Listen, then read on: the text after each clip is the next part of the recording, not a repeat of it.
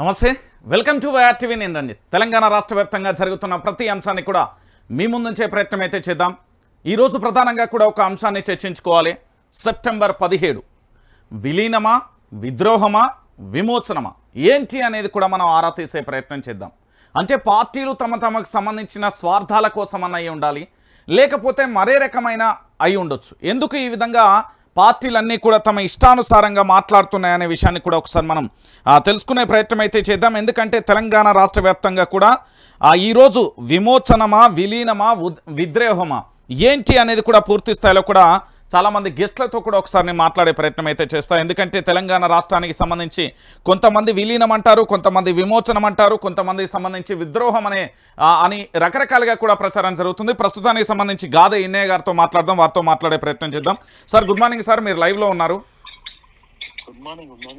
Sir ఈరోజు September 17 ఇక్కడ విమోచనమా విలీనమా విద్రోహమా ఎలా చూడొచ్చు తెలంగాణ ప్రజలు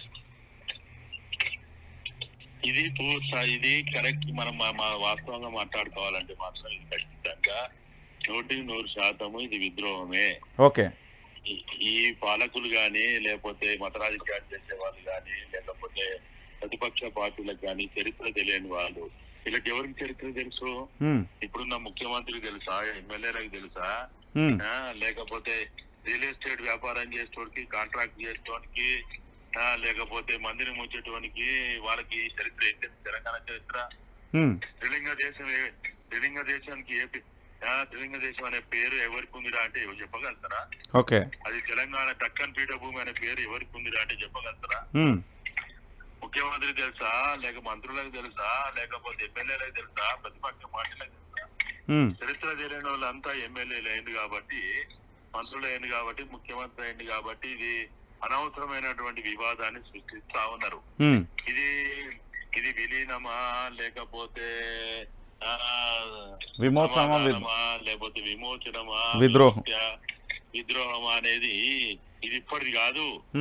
ఇది దాదాపుగా 1948 ఏదైతే సెప్టెంబర్ 17 నాడు అప్పుడు జరిగినటువంటి సైనిక చర్య ఏదైతే ఉందో దాని తర్వాత నిజంగా వీళ్ళకి చరిత్ర తెలుసుకోవడైతే దాని తర్వాత ఉన్నది పేరుకి నిజాం పోయింది కానీ ఇక్కడ ఉన్నటువంటి అధిపతి దాదాపుగా 1950 వరకు ఎవరున్నారు?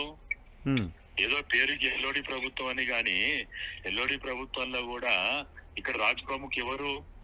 ముస్లిమే. నిజాం పెట్టిన అతనే. ఉత్తరానే వల్లభాయ్ పటేల్ ని నెహ్రూని కాంగ్రెస్ వాళ్ళేమో నెహ్రూ గురించి చెప్తారు, వల్లభాయ్ పటేల్ చెప్తారు, బీజేపీ వాళ్ళు వల్లభాయ్ పటేల్ చెప్తారు, లేకపోతే ఇంకా పెద్ద పెద్ద మాటలు మాట్లాడుతా ఉన్నారు ఇప్పుడు బీజేపీ వాళ్ళు కూడా. కాంగ్రెస్ వాళ్ళు గాని బీజేపీ వాళ్ళు గాని లేకపోతే ఒకప్పుడు ఇది ఖచ్చితంగా విద్రోహం అని మాట్లాడినటువంటి విమోచన కాదని మాట్లాడిన బీఆర్ఎస్ టీఆర్ఎస్ గాని 14 సంవత్సరాలు ఏం మాట్లాడింది? ఇది మాకు విమోచన జరగలేదు తెలంగాణకి, మాకు స్వరాష్ట్రం అయితేనే విమోచన జరిగినట్టు అని మాట్లాడినటువంటి వాళ్ళు ఈ రోజు ఏం మాట్లాడుతారు? ఇక్కడ ఉన్నటువంటి ముస్లింలకు భయపడి కొంతమంది హిందుత్వ రాజకీయాలు చేయాలని కొంతమంది, కాంగ్రెస్ పార్టీ ఇటుగాక అటుగాక నపుంసక పాత్ర పోషిస్తూ వాళ్ళు. రేవంత్ రెడ్డి తెలుసా? రేవంత్ రెడ్డికి లేకపోతే బట్టి విక్రమార్కకి పొంగులేడికి ఇప్పుడున్న మంత్రులకు ఒకవేళ అంతో ఇంతో ఏమైనా చరిత్ర ఇప్పుడు జ్ఞాపకం ఉందో లేదో కానీ సీతక్కకి ఏమైనా తెలిసి ఉండాలా? ఏది తెలంగాణ సాయుధ పోరాటం కావచ్చు, కమ్యూనిస్ట్ పార్టీ కావచ్చు, ఆ రోజు జరిగినటువంటి సుమారు 10,000 మంది పైగా ఊసకోత కోసినటువంటి నిజాం గాని లేకపోతే నిజాం తదనంతర నిజాంని ఇక్కడి నుంచి ఎవరు సాగనంపిండ్రు? కుక్కట్పల్లి, పటన్ చెరువు మీదుగా సదాశివపేట నుంచి జైరాబాద్ నుంచి నిజాముని పూలల్లో పెట్టి సాగనంపింది ఎవరు? వీళ్ళు కాదా? ఈ పాలకులు కాదా? చరిత్ర తెలియదా? నిజాం ఎట్లా పోయిండు, విమోచన జరిగిందా, విముక్తి జరిగిందా అనేది ఆ రోజు ఉన్నటువంటి చరిత్ర తెలిసిన వాళ్ళకి, చరిత్రకారులు అందరికీ తెలుసు. కానీ ఈ రోజు ఇంత పెద్ద వివాదం తీసుకొచ్చి మత రాజకీయాలతో ఒకడు, కుల రాజకీయాలతో ఒకడు చరిత్రను వక్రీకరిస్తూ మొత్తంగా కూడా తెలంగాణ ప్రాంత పరువు తీస్తా ఉన్నారు వీళ్ళు. తెలంగాణ చరిత్ర పరువు తీస్తా ఉన్నారు. ఒకనాడు డక్కన్ పీఠ భూమిగా త్రిలింగ దేశంగా విదేశాలకు అప్పులు ఇచ్చినటువంటి గడ్డగా ఉన్నటువంటి తెలంగాణ చరిత్రని అప్పుల పాలు చేసి ఒకడు అదాని అంబాల కాకట్టు పెడితే ఒకడు మూసీకి ఏదో చేస్తా అని చెప్పి డబ్బులు తీసుకొస్తా అని ప్రాజెక్టులు ఇలా ప్రైవేటీకరణ ఎందుకు వచ్చింది? ప్రైవేటీకరణ తీసుకొచ్చింది వీలు కాదా? ఈ పాలకులు కాదా? గతంలో ఎప్పుడైనా ప్రైవేటీకరణ ఉండని ఇవాళ వెనకడ రాదాడి పన్ను లేకపోతే ఇంకా ఇతరత్ర పన్ను, జుట్టు పన్ను, ఇంటి పన్ను ఉండే. ఇవాళ ఉచ్చబోయాలంటే పన్ను, దొడ్డికి పోయాలంటే పన్ను, రోడ్డు మీద తిరగాలంటే పన్ను.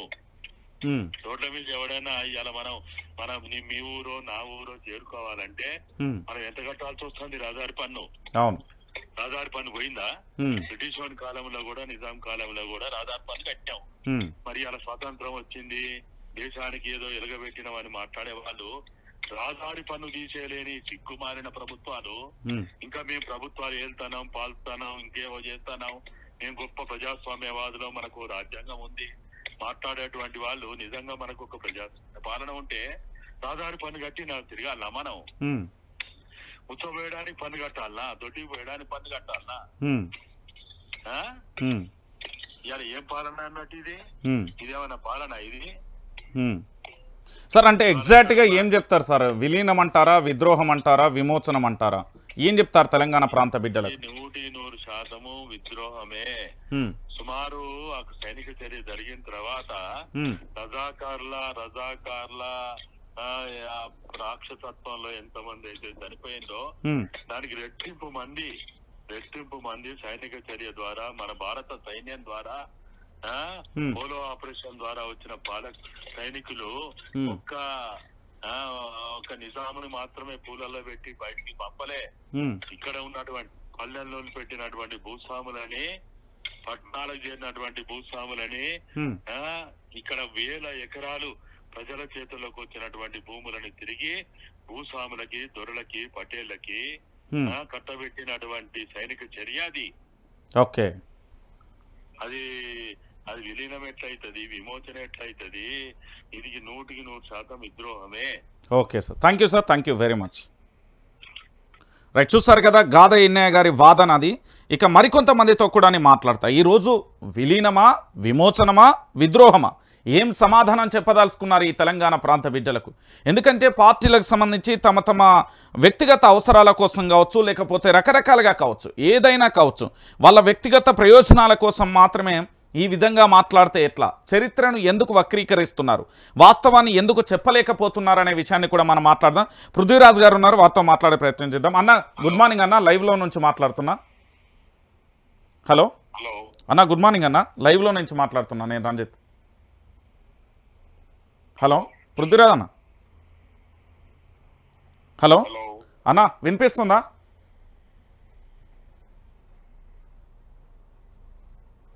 ఎందుకంటే తెలంగాణ రాష్ట్ర వ్యాప్తంగా కూడా ఇక్కడ పరిస్థితి ఎట్లుంది? విమోచనం, విలీనం, విద్రోహం అనే 3 పదాల చుట్టూ మాత్రమే తిరుగుతున్నది. కాబట్టి వాస్తవం ఏంది అనేది తెలంగాణ ప్రాంత బిడ్డలకు కూడా తెలవాల్సిన పరిస్థితి ఏర్పడుతుంది. సో ఎందుకు చరిత్రను వక్రీకరిస్తున్నారనే విషయాన్ని కూడా మనం చూసే ప్రయత్నం అయితే చేద్దాం. ఎందుకంటే రాష్ట్ర వ్యాప్తంగా కూడా ఒక చర్చ జరుగుతుంది. పార్టీలకు సంబంధించి తమ వ్యక్తిగత ప్రయోజనాల కోసం కావచ్చు, మరి ఇతర అవసరాల కోసం కావచ్చు, ఎందుకు ఈ విధంగా చేస్తున్నారు అనేది కూడా ఒకసారి మనం చూసే ప్రయత్నం అయితే చేద్దాం. ఎందుకంటే వాస్తవాలన్నింటినీ కూడా తెలంగాణ ప్రాంత బిడ్డలందరికీ కూడా తెలవాలి. కాబట్టి సో నిజాలు ఏంటి అనేది కూడా ఒకసారి నేను మాట్లాడించే ప్రయత్నం అయితే చేస్తాను. సో తెలంగాణ రాష్ట్ర వ్యాప్తంగా జరుగుతున్న ఈ చర్చకు సంబంధించి ఎందుకు ఈ విధంగా ఉన్నది ఏంటి అనేది కూడా చూసే ప్రయత్నం అయితే చేద్దాం. ఎందుకంటే భారతీయ జనతా పార్టీ ఒక రకంగా వాదన ఉంటే, కాంగ్రెస్ పార్టీ మరొక రకంగా, లేకపోతే ఒక్కొక్క పార్టీ తమ యొక్క ఎజెండాల కోసం మాత్రమే పనిచేస్తున్న తీరునైతే మనం చూస్తున్నాం. సో మొత్తానికి తెలంగాణ రాష్ట్ర వ్యాప్తంగా విలీనం, విమోచనం, విద్రోహం ఈ 3 అంశాలకు సంబంధించి అంటే 3 పదాలను పట్టుకొని తమ రాజకీయ పబ్బం గడిపే ప్రయత్నం అయితే చేస్తాను. సో పూర్తి స్థాయిలో ఎగ్జాక్ట్ ఏంటి అనే అంశాన్ని కూడా ఒకసారి కొంతమందితో మనం మాట్లాడే ప్రయత్నం అయితే చేద్దాం. సో తెలంగాణ రాష్ట్ర వ్యాప్తంగా జరుగుతున్న ఈ చర్చ ఎంతవరకు కరెక్టు అనే అంశాన్ని కూడా తెలంగాణ ప్రాంత బిడ్డలందరికీ కూడా తెలవాలి. సో ఎగ్జాక్ట్గా తెలంగాణ రాష్ట్ర వ్యాప్తంగా జరుగుతున్న ఈ అంశం, దీంట్లో నిజమెంత అబద్ధం ఎంత అనేది కూడా ఒకసారి మనం ఆలోచించాల్సిన విషయం. సో తెలంగాణ రాష్ట్ర వ్యాప్తంగా కూడా ఎందుకు ఈ విధంగా ఉంది అనే విషయాన్ని కూడా ఒకసారి మాట్లాడే ప్రయత్నం అయితే చేద్దాం. రైట్, మరికొంతమందితోని కూడా నేను మాట్లాడిచ్చే ప్రయత్నం చేస్తాను. ఎందుకంటే విమోచనం, విలీనం, విద్రోహం ఈ మూడు మాత్రమే ప్రధానంగా కూడా పార్టీలకు ఆయుధాలుగా తమ యొక్క భవిష్యత్తుకు సంబంధించి ఇతరత్ర కూడా చర్చ జరుగుతుంది. ఒకసారి ఎమ్మెల్సీ ప్రొఫెసర్ కోదండరామ్తో కూడా మాట్లాడే ప్రయత్నం అయితే చేద్దాం. సార్ గుడ్ మార్నింగ్ సార్, మీరు లైవ్లో ఉన్నారు. ఈరోజు తెలంగాణ రాష్ట్ర వ్యాప్తంగా ఒక చర్చ జరుగుతుంది. సెప్టెంబర్ 17 అంటే విలీనమా, విద్రోహమా, విమోచనమా, ఏమంటారు మీరు? మేము తెలంగాణ జేఏసీగా ఆ రోజుల్లో అందరం కలిసి మాట్లాడుకున్నప్పుడు చాలా సుదీర్ఘంగా చర్చ చేసిన తర్వాత విలీనం అనే నిర్ణయానికి రావటం జరిగింది. విలీనం తర్వాత విమోచనం జరిగిందా లేదా, ఎవరి అభిప్రాయం వాళ్ళకు ఉంటుంది. విద్రోహం జరిగింది అనే అభిప్రాయం ఉన్న వాళ్ళు ఉన్నారు. కాబట్టి ఆ విషయాన్ని మనం పక్కన పెడితే, ఆ రోజు తెలంగాణ భారతదేశ హైదరాబాద్ రాష్ట్రం, వాస్తవానికి హైదరాబాద్ రాష్ట్రం భారతదేశంలో విలీనమైంది. ఈ విలీనం తర్వాత నిజాము పాలన అంతమైపోయి భారతదేశంలో మనం ఒక అంతర్భాగమైన తర్వాత మిలిటరీ పాలన కొంతకాలం, తర్వాత సివిల్ అడ్మినిస్ట్రేషన్ అంటారంటే అధికారుల పాలన కొంతకాలం కొనసాగింది. ఇది మనకు అప్పుడు జరిగినటువంటి వాస్తవం. ఆ తర్వాత జరిగిన పరిణామాల మీద ఎవరి అభిప్రాయాలు వాళ్ళకున్నా ఈ విషయంపై మనం ఒక అంగీకారానికి రావచ్చు అని నిర్ణయించుకున్నాం. కాబట్టి ఆ క్రమంలో నిజాం వ్యతిరేక పోరాటంలో అమరులైనటువంటి వాళ్ళను అందరినీ గుర్తు చేసుకొని మనం జెండా ఆవిష్కరణ చేసుకుంటే ఆ చరిత్రను గుర్తు చేసుకుంటేనే మనం భవిష్యత్తు ప్రయాణం అనేది అర్థమవుతుందని ఆ రోజు ఒక అభిప్రాయానికి వచ్చినాం. అంటే ఈరోజు పార్టీలో ఒక్కొక్క పార్టీ ఒక్కొక్క నినాదం చెప్తున్న పరిస్థితి ఉంది సార్. సో రియాలిటీగా తెలంగాణ ప్రజలు విమోచనం అనుకోవాలా, విలీనం అనుకోవాలా, విద్రోహం అనుకోవాలా? విలీనం అయితే జరిగింది కదండి. ఎవరికి ఏ అభిప్రాయం ఉన్నా విలీనం జరిగింది. విలీనం జరిగి మనం భారతదేశంలో అంతర్భాగమైనాం. ఆ తర్వాత కాలంలో ఒక 3 ఏళ్ల తర్వాత, 4 ఏళ్ల తర్వాత మనం ఒక ప్రజాస్వామిక ప్రభుత్వాన్ని ఎన్నికల ద్వారా ఏర్పరచుకున్నాం. కాబట్టి ఒక మార్పు జరిగింది. ఆ మార్పుకు సంకేతమే మనం 48 సెప్టెంబర్ 17న జరిగినటువంటి విలీనం. అందుకని ఆ విలీనాన్ని గుర్తు చేసుకోవటం చాలా చాలా అవసరం. Thank you sir, thank you very much. Right, ఇది కోదండరామ్ గారి వాదన. ఇంతకుముందు గాదే ఇన్నయ్య గారి వాదన కూడా విన్నాం. ఒకసారి పృథ్వీరాజ్ గారి వాదన కూడా విందాం, ఎందుకంటే పృథ్వీరాజ్ గారు ఏం చెప్తారు ఏంటి అనేది. అన్న గుడ్ మార్నింగ్ అన్న, నేను లైవ్లో నుంచి మాట్లాడుతున్నా. ఈరోజు తెలంగాణలో సెప్టెంబర్ 17 విలీనం. ఒకసారి మళ్ళొకసారి చేసే ప్రయత్నం అయితే చేద్దాం. సిగ్నల్ ప్రాబ్లం ఉన్నట్టుంది. సో మొత్తానికి తెలంగాణ రాష్ట్ర వ్యాప్తంగా ఒక రచ్చ అయితే జరుగుతుంది. ఎందుకంటే పార్టీలకు సంబంధించి పూర్తి స్థాయిలో కూడా అన్ని పార్టీలు కూడా తమ అనుకూలంగానే మాట్లాడుతున్నాయి అనే ఆ ఎపిసోడ్కు సంబంధించి నిజమేంటి అనేది కూడా తెలంగాణ ప్రాంత బిడ్డలకు కూడా తెలవాలి. ఈరోజు చాలామంది కూడా మాట్లాడే ప్రయత్నం అయితే చేస్తున్నారు. నిజానికి వాస్తవం ఏంది అనేది కూడా ఒకసారి మాట్లాడదాం. మనతో పాటు ఫోన్ లైన్లో తెలంగాణ ప్రకాష్ గారు ఉన్నారు, వారితో మాట్లాడే ప్రయత్నం చేద్దాం. సార్ గుడ్ మార్నింగ్ సార్, నేను లైవ్లో నుంచి మాట్లాడుతున్నా. Okay sir, okay right. ఇక పూర్తి స్థాయిలో కూడా తెలంగాణ రాష్ట్ర వ్యాప్తంగా ఒక చర్చ కూడా కొనసాగుతున్న పరిస్థితి కనబడుతుంది. సో మొత్తానికి ఈ విలీనం, విమోచనానికి సంబంధించి, విద్రోహానికి సంబంధించి జరుగుతున్న ఒక చర్చగా మనమైతే చూడొచ్చు. సో దీనికి సంబంధించి ఒక్కొక్కరు ఒక్కొక్క వాదన అయితే చెప్తున్న పరిస్థితి అయితే కనబడుతుంది. ఇక దాంతో పాటుగా మరొక అంశాన్ని కూడా చూసే ప్రయత్నం అయితే చేద్దాం. రైట్, ఈరోజు ప్రధానమైన అంశాలు ఏంటి, దానికి సంబంధించిన ఎపిసోడ్ని ఒకసారి మనం చూద్దాం. నిజంగా తెలంగాణ రాష్ట్ర వ్యాప్తంగా జరుగుతున్న అంశం ఏంటి అనేది కూడా ఒకసారి చూద్దాం.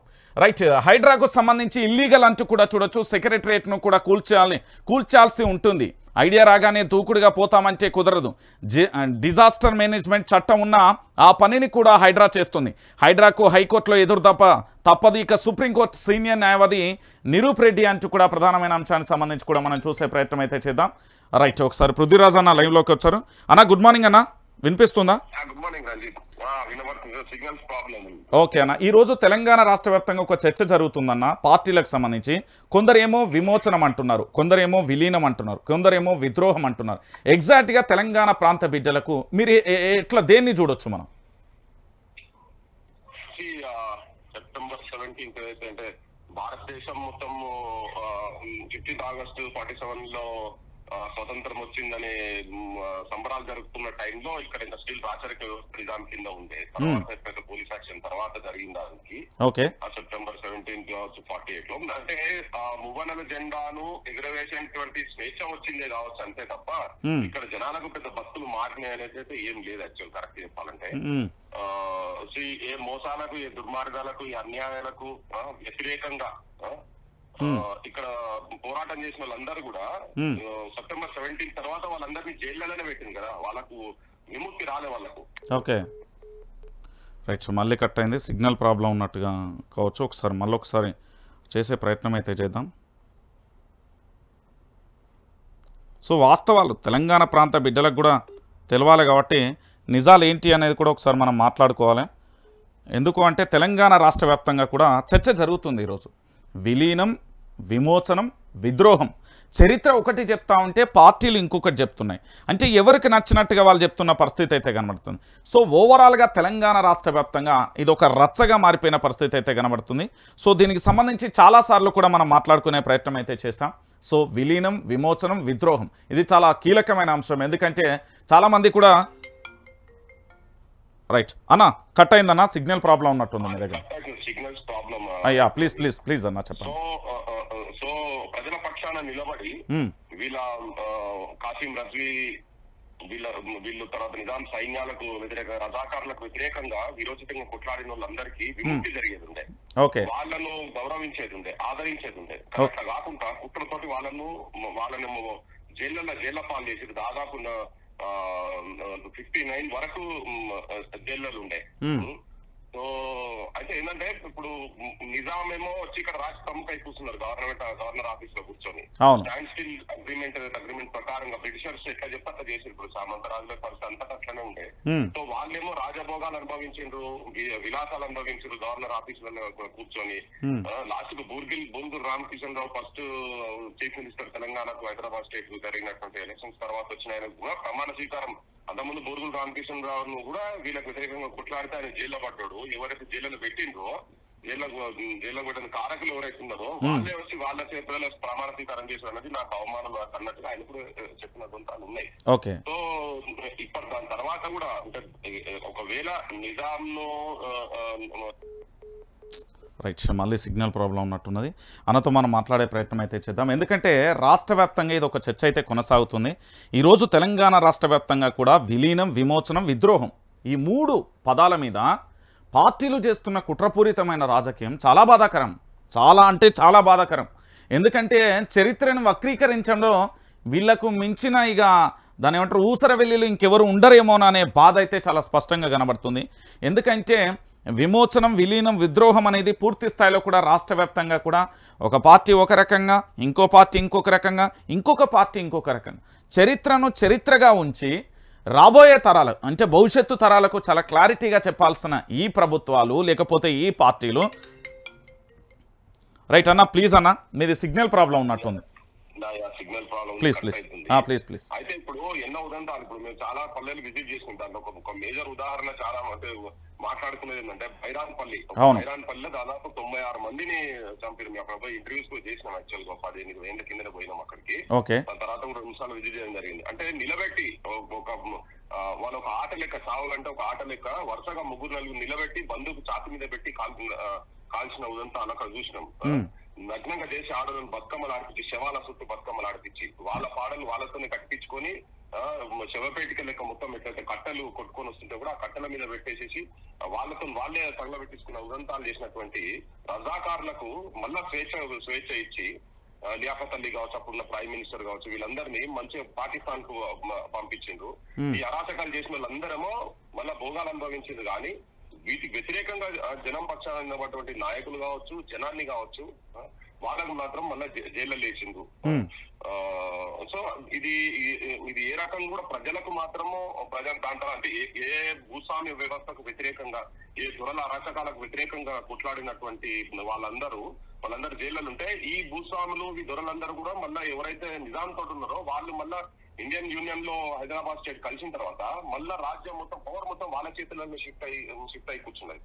నేచురల్ గా ఎవరెవరైతే వ్యతిరేకంగా కొట్లాడిండ్రో వీళ్ళందరినీ ఇప్పుడు ఇక్కడ ఉన్నటువంటి భూస్వాములు దొరలు ఎవరైతే ఉన్నారో వాళ్ళందరూ వీళ్ళ మీద పగ తీసుకున్నారు, కక్ష తీసుకున్నారు. బ్రిటిష్ వాళ్ళు కూడా డైరెక్షన్స్ అట్లే ఇచ్చింది. వీళ్ళందరినీ తొక్కాల్సిన అవసరం ఉందని. అంటే ఇక్కడ కుట్ర ఏంటంటే ఇక్కడ అప్పుడు కొంచెం కమ్యూనిస్టులు రైట్ మళ్ళీ కట్ అయింది. రైట్ మరొకసారి కూడా సిగ్నల్ ప్రాబ్లం ఉన్నట్టున్నది పృథ్వీరాజ్ అన్నది. ఎందుకంటే పాపం చాలా మంచి సబ్జెక్ట్ ఉంటుంది అన్న దగ్గర. పూర్తి స్థాయిలో తెలంగాణ రాష్ట్ర ప్రజల్ని మేల్కొల్పడానికి తాను చేస్తున్న పోరాటం చాలా గొప్పది. అందుకోసమే వారిని కాల్లోకి తీసుకోవడం జరిగింది. సో పూర్తి స్థాయిలో కూడా కాల్ అయితే కట్ అవుతుంది, సిగ్నల్ ప్రాబ్లం ఉన్నట్టుంది. రైట్ వారు మళ్ళీ కాల్ చేస్తే వారు కాల్ తీసుకునే ప్రయత్నం అయితే చేద్దాం. చాలామంది కూడా దీని గురించి పూర్తి స్థాయిలో కూడా మనం చూడొచ్చు. ఎందుకంటే తెలంగాణ రాష్ట్ర వ్యాప్తంగా కూడా జరుగుతున్న ఈ చర్చ కూడా పూర్తిగా కూడా ఏంటి అనేది కూడా చరిత్రను ఎందుకు వక్రీకరిస్తున్నారు అనేది కూడా మనం చూసే ప్రయత్నం అయితే చేద్దాం. రైట్ దానికి సంబంధించి ప్రధానంగా కూడా ఈరోజు తెలంగాణ రాష్ట్ర వ్యాప్తంగా కూడా ఈ విలీనం, విద్రోహం, విమోచనం ఈ 3 పదాలను పట్టుకొని తమ రాజకీయ అవసరాల కోసం చరిత్రను తప్పుగా వక్రీకరిస్తూ చరిత్రను పూర్తి స్థాయిలో చెరిపివేసే ప్రయత్నం అయితే చేస్తున్నారు. సో దానికి సంబంధించి కూడా మనం చూస్తున్న పరిస్థితి అయితే కనబడుతుంది. ఎందుకంటే వారు చెప్పినట్టుగా పూర్తి స్థాయిలో తెలంగాణ రాష్ట్ర వ్యాప్తంగా కూడా వాస్తవాలన్నింటినీ కూడా మనం చూస్తున్నాం. రైట్ ఇక వారిది సిగ్నల్ ప్రాబ్లం ఉన్నట్టున్నది. రైట్ ఇక మనం మార్నింగ్ న్యూస్లోకి వెళ్ళే ప్రయత్నం అయితే చేద్దాం. వారు మళ్ళీ కాల్ చేస్తే వాళ్ళు కాల్ లిఫ్ట్ చేసి పూర్తి స్థాయిలో కూడా రాష్ట్ర వ్యాప్తంగా తెలంగాణ ప్రాంత బిడ్డలకు చాలా వరకు కూడా తెలియాల్సిన అవసరం ఉంది. కానీ ఇక్కడ పూర్తిగా కూడా ఏంటి అంటే చరిత్రను వక్రీకరిస్తున్నారండి. వాస్తవాలను దయచేసి తెలుసుకోండి. ఇప్పటికైనా ఎప్పటికైనా ఈరోజు కాంగ్రెస్ ప్రభుత్వం రావాలని కొట్లాడిన వాళ్ళందరి మీద కూడా కేసులు అవుతున్నాయి. ఎవరైతే కాంగ్రెస్ పార్టీని తీసుకురావాలని ప్రశ్నించే గొంతుకలందరినీ కూడా మానసిక వేధింపులు చేస్తున్నారు, వాళ్ళ మీద దాడులు చేస్తున్నారు, వాళ్ళని పూర్తి స్థాయిలో ఇబ్బందులు పెడుతున్న పరిస్థితి కూడా మనం చూసాం. అంటే తెలంగాణ ఉద్యమం ఎట్లొచ్చింది, తర్వాత 10 సంవత్సరాల పరిపాలన ఎట్లుంది, మార్పు పేరుతో కాంగ్రెస్ చేంజ్ చేసింది, ఈరోజు ఏం జరుగుతుంది అనేది దయచేసి తెలంగాణ ప్రాంత బిడ్డలందరూ కూడా తెలుసుకోండి.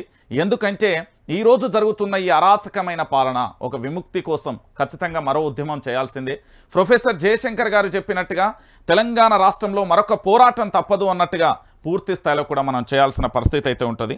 ఇక దాంతోపాటుగా మరికొంతమందితో కూడా మాట్లాడే ప్రయత్నం అయితే చేద్దాం. ఎందుకంటే రాష్ట్ర వ్యాప్తంగా జరుగుతున్న ఈ చర్చకు సంబంధించి ఎందుకంటే పూర్తి స్థాయిలో కూడా ఈరోజు తెలంగాణ రాష్ట్ర వ్యాప్తంగా కూడా విలీనం, విమోచనం, విద్రోహం అంటూ కూడా పూర్తి స్థాయిలో ఒక చర్చ జరుగుతుంది. సో పూర్తిగా కూడా తెలంగాణ ప్రాంత బిడ్డలందరూ కూడా దయచేసి ఆలోచించండి. ఎందుకంటే పార్టీలు తమ అనుకూలంగా ఎజెండాతో పూర్తి స్థాయిలో ముందుకెళ్తున్న పరిస్థితి అయితే కనబడుతుంది. సో వాస్తవ కోణాలను మాత్రం వైఆర్టీవీ మీ ముందుంచే ప్రయత్నం అయితే చేస్తుంది. ఇక మరికొంతమంది గెస్టులకు సంబంధించి కూడా వాళ్ళతో మాట్లాడిస్తా. ఎందుకంటే ఈరోజు విలీనం, విమోచనం, విద్రోహం సెప్టెంబర్ 17 రాగానే కొందరు పూర్తి స్థాయిలో కూడా మాట్లాడతారు. రైట్ కాల్ కలిసింది, ఒకసారి మాట్లాడదాం. పృథ్వన్న గారు ప్లీజ్, మీ కాల్ కట్ అయింది. సో అట్లా ఇప్పుడు చాలా చాలా చాలా ఉదంతాలు ఉన్నాయి. ఇప్పుడు అంటే ఇంకో ఉదాహరణ తీసుకొని ఇప్పుడు మన ధర్మపురి తాండా అని ఉంటది, థాను నాయక్. వీళ్ళు అంటే ఎట్లా అరాచకాలు చేశారంటే లంబాడి కుటుంబాలకు వెళ్ళి లంబాడి పిల్లలను రోజొకరిని వీళ్ళు రజాకారు తీసుకుపోయేది వాళ్ళ దగ్గరికి పోయి రోజొకరు చేసేది. ఇలా క్యాంపులు ఉండేది, క్యాంపుల కాడ. సో అట్లా దాని మీద జనం తిరగబడి ఎవరు విష్ణు రామచంద్రారెడ్డి వీళ్ళు రజాకారులు కలిసి చేసినటువంటి అరాచకాలు అన్నట్టు వాళ్ళు. అప్పుడు దర్యా నాయక్ అని చెప్పని చంపిండు బాబుదొర అని చెప్పి ఆయన కొడుకును, విష్ణు రామచంద్రారెడ్డి కొడుకును. సో అంటే ఇట్లా ఎన్నో అరాచకాలు. అంటే నువ్వు తెలంగాణలో పల్లెల్లో తిరిగితే కొన్ని వందల పల్లెలల్లో కొన్ని వేల ఘటనలు మనకు కనబడతాయి మొత్తం. సో ఇంత అరాచకానికి, అవమానానికి మనుషుల లెక్క బతకనీయకుండా వెట్టి చేయించుకున్నటువంటి కాలంలో ప్రజల పక్షాన్ని నిలబడ్డ వాళ్ళందరికీ విముక్తి జరుగుతుంది అని చెప్పని అనుకొని ఉండేవి. కానీ అది ఏం జరగలేదు. అది 48 తర్వాత కూడా ఏం జరగలేదు. 48 తర్వాత కూడా ఊచకోత పోసిండ్రు.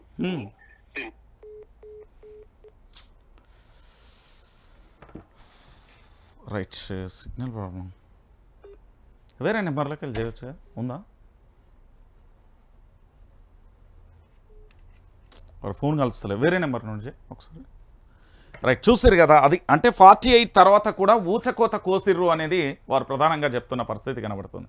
అంటే ఈరోజు విద్రోహం, విలీనం, విమోచనానికి సంబంధించి ఏంది పూర్తి స్థాయిలో ఒక్కొక్క పార్టీ తమకు ఎజెండాగా అనుకూలంగా కూడా మార్చేసుకున్న పరిస్థితి అయితే కనబడింది. సో పూర్తి స్థాయిలో దయచేసి చరిత్రను వక్రీకరించకుండా వాస్తవాలను తెలుసుకోర్రి.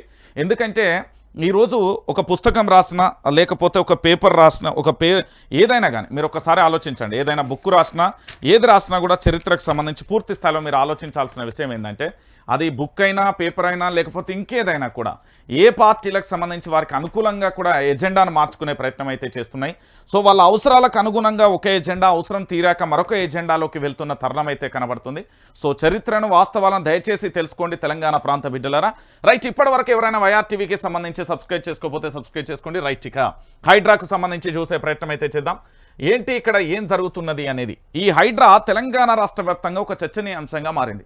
చాలా వరకు చాలామంది మాట్లాడుకున్నారు ఏమని, అన్నా హైడ్రా వస్తుంది, అక్రమ కట్టడాల కూల్చివేత లేకపోతే చెరువులకు సంబంధించి పునర్నిర్మాణానికి సంబంధించి చెరువులకు పునర్జీవనం పోస్తున్నామని, దాంతోపాటు ఇక్కడ పూర్తి స్థాయిలో హైదరాబాద్కు సంబంధించి చెరువులను కాపాడితేనే మన హైదరాబాద్ మునగకుండా ఉంటుంది, దాంతోపాటు ఆ చెరువులకు సంబంధించి కలుషితం కాకుండా ఇక్కడ పూర్తి స్థాయిలో చెరువులకు సంబంధించి ఎట్లా చూడొచ్చు ఏం కథ అనేది కూడా చెప్పిన పరిస్థితి అయితే కనబడుతుంది. సో రైట్, ఒకసారి మరొక కాల్ కూడా తీసుకుందాం. సో పూర్తి స్థాయిలో తెలంగాణ రాష్ట్ర వ్యాప్తంగా జరుగుతున్న ప్రతి అంశాన్ని కూడా చూస్తాం. రైట్, ఒకసారి లక్ష్మణ్ గారితో మాట్లాడదాం. సార్ గుడ్ మార్నింగ్ సార్, మీరు లైవ్లో ఉన్నారు. Hello, okay sir. సార్ నేను లైవ్లో నుంచి మాట్లాడుతున్నా. సరే, ఈరోజు విలీనం, విద్రోహం, విమోచనం అనే 3 అంశాలు జరుగుతున్నాయి. దాని గురించి ఒక మాటలో మీరేమంటారు అసలు? వాస్తవంగా నిజాంకు వ్యతిరేకంగా 13 మాసాలు తెలంగాణ ప్రజలు సబ్బండ వర్ణాలు పోరాటం చేసి త్యాగాలు చేసి సాధించుకునేది విముక్తి పొందిన దినం. అందుకని దాన్ని విమోచన అంటాం. ఓకే, మీరు ప్రజాపాలన పేరు మీద కేవలం మజ్లిస్ ఒత్తిడి లొంగి ఆ ఊగిసలాడేందుకు ఎవరైతే పోరాటం చేసి వాళ్ళ చనిపోయినారో వాళ్ళకు ఆత్మకు శాంతి కండి. వాళ్ళు చేసిన పోరాటం ఆ చరిత్ర భావితరాలకు తెలియజేయాలి. కాబట్టి ఏ రకంగా విముక్తి పొందడం, ఎందుకంటే నిజాం ససేమిరి అన్నాడు, పాకిస్తాన్ కు అనుబంధంగా ఒక దేశాన్ని మారుస్తానన్నా ఓ ఇస్లామిక్ దేశంగా మారుస్తానప్పుడు ప్రజలు దాన్ని ఏమాత్రం కూడా దాన్ని హర్షించలేదు. ఇప్పుడు చేక లైలమ్మ, దొడ్డి కొమరయ్య, షేక్ బందగి, షేబుల్లా ఖాన్ జాతీయవాదులందరూ కూడా ఈ దేశంలో భారతదేశంలో కలవాలనే తాపత్రయంతో పోరాటం చేశారు. విచిత్రం అంటే కమ్యూనిస్టులు సాయుధ పోరాటం అని చెప్పి నిజాం రజాకాలకు వ్యతిరేకంగా చేసిన వాళ్ళు తర్వాత స్వాతంత్రం సిద్ధించిన తర్వాత కూడా మళ్ళా భారత బలగాలతో వాళ్ళు యుద్ధం చేయాల్సిన పరిస్థితి వచ్చింది. వాళ్ళ అజెండా ఏంటి అసలు? ఒకటి, మనం భారతదేశంలో విలీనం కావాలా, స్వేచ్ఛ కోసం విముక్తి కోసం పోరాటం చేసిన 13 మాసాలు కొన్ని వేల మంది వాళ్ళ యొక్క రజాకాల యొక్క అరాచకాలు, అత్యాచారాలు, దోపిడీ, దొమ్మి, జలియన్ వాలా బాగ్ తలపించే రీతిలో పరకాల ఉదంతం. బైరాన్పల్లిలో అక్కడ బూర్జు ఆ గ్రామస్తులు ఏ రకంగా అందరు రక్షణ దళాలు ఏర్పరచుకుని ఒక్కసారిగా 2 సార్లు రజాకాలం 3 సార్లు పాల్గొనలేదు. అది వాళ్ళ పౌరుషం, అది తెలంగాణ పౌరుషం. అది గొడవళ్ళు, గొడ్డళ్ళు, బరిసెలు, కారం పొడి అవే ఆయుధాలుగా తీసుకుపోరాడు. ఎవరు వాళ్ళు తప్పిదని ఇవ్వాలి, శిక్షణ ఇవ్వాలి. ఇది తెలంగాణ చరిత్ర. తెలంగాణ రక్తంలో ఉన్నటువంటి ఈ యొక్క పోరాటం చైతన్యం దాన్ని కనుమరుగు చేశారు గత పాలకులు. ప్రస్తుతం కూడా రేవంత్ రెడ్డి గారు ప్రజాపాలన ఏంటి, మేము పోరాటి సాధించుకున్నాన్ని సాధారణంగా రాలేదు స్వాతంత్రం. ఏ రకంగా మనము ఇక్కడి ప్రజలు అనుభవించారో ఆ బాధలు ఆ చరిత్ర మరి గుర్తించే విమోచన. కాబట్టి హైదరాబాద్ లిబరేషన్ డే అన్నారు హైదరాబాద్ సంస్థానం బట్టి. ఇప్పుడు దాన్ని మీరు ఏదో వాళ్ళ మెప్పు కోసము Majlis party outfit of Majlis party political outfit of Razakar. 1950లోనే ఎంఐఎం ఏర్పడ్డది, ఇవాళ కాదు, కొత్త కాదు మజ్లిస్ అంటే. అది తెలంగాణ సమాజం ఇది గమనించాలి చరిత్ర. Okay, thank you sir, thank you very much. Right, చూస్తారు కదా, అది లక్ష్మణ్ గారి వాదన. ఎందుకంటే ఒక్కొక్కరిది ఒక్కొక్క రకంగా ఉన్నది. ఎందుకంటే పూర్తి స్థాయిలో తెలంగాణ ప్రాంత బిడ్డలందరికీ తెలవాలి కాబట్టి విలీనం, విమోచనం, విద్రోహం ఈ 3 అంశాలు తెలంగాణ ప్రాంత బిడ్డలకు చాలా అవసరం. ఎందుకంటే చరిత్రను తెలుసుకోకుండా మనం ఏదో మాట్లాడితే కుదరదు. ఇక్కడ చరిత్ర అనేది చాలా అవసరం. మరికొంతమందికి కూడా నేను కాల్ చేసే ప్రయత్నం అయితే చేస్తాను. ఎందుకంటే ఈరోజు చాలా ఇంపార్టెంట్ డే. సో పూర్తి స్థాయిలో ఎవరు ఏమంటున్నారు, ఎవరి ఆలోచన ఎట్లున్నది, ఏం కథ అనేది కూడా ఒకసారి మనం తెలుసుకోవాల్సిన పరిస్థితి అయితే ఏర్పడుతుంది. ఎందుకంటే తెలంగాణ రాష్ట్ర వ్యాప్తంగా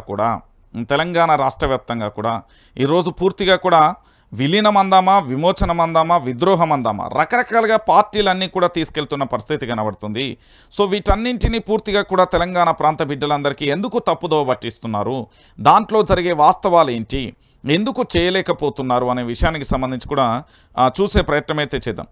సో మొత్తానికి ఇక్కడ జరుగుతున్న ప్రధానమైన ఎపిసోడ్ ఏంటంటే విమోచనం, విలీనం, విద్రోహానికి సంబంధించి జరిగిన ఎపిసోడ్ అయితే మనం చూస్తాం.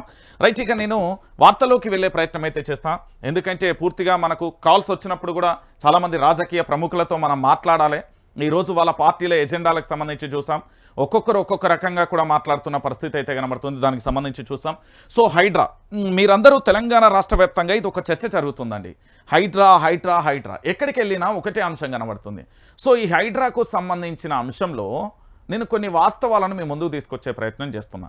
ఎందుకు అంటే ఈ హైడ్రా ఎపిసోడ్కు సంబంధించి సరే మొత్తానికి ప్రభుత్వం తనకు ఇష్టం లేదు, కూల్చేసింది. ఇది ఓపెన్ సీక్రెట్. ప్రభుత్వానికి నచ్చలేదు, ప్రభుత్వం కొంతమందిని బెదిరియాలనుకున్నది, కొంతమందిని బ్లాక్మెయిల్ చేయాలనుకున్నది. ఇతర రాష్ట్రాలలో ఎన్నికల కోసమైనా, ఆర్థిక అవసరాలైనా కావచ్చు, పార్టీ ఇక్కడ అవసరాల కోసమైనా కావచ్చు, లేకపోతే అధికారం ఉన్నది కదా నేను ఏం చేసినా నడుస్తుంది అనే కోణంలో ఇంకొక రకంగా కూడా వ్యవహరించి ఉండొచ్చు. ఇది ఒకే కోణంలో తీసుకోవడానికి లేదు. ఎందుకంటే ఇప్పటి వరకు హైడ్రా అనే దానికి సంబంధించి పూర్తి స్థాయిలో ఎలాంటి పర్మిషన్ కూడా లేదు. ఒకసారి బక్క జడ్సన్ గారు ఉన్నారు, బక్క జడ్సన్ అన్నతో కూడా ఒకసారి మనం మాట్లాడే ప్రయత్నం చేస్తాం. అన్నయ్య గుడ్ మార్నింగ్. నేను లైవ్లో నుంచి మాట్లాడుతున్నా.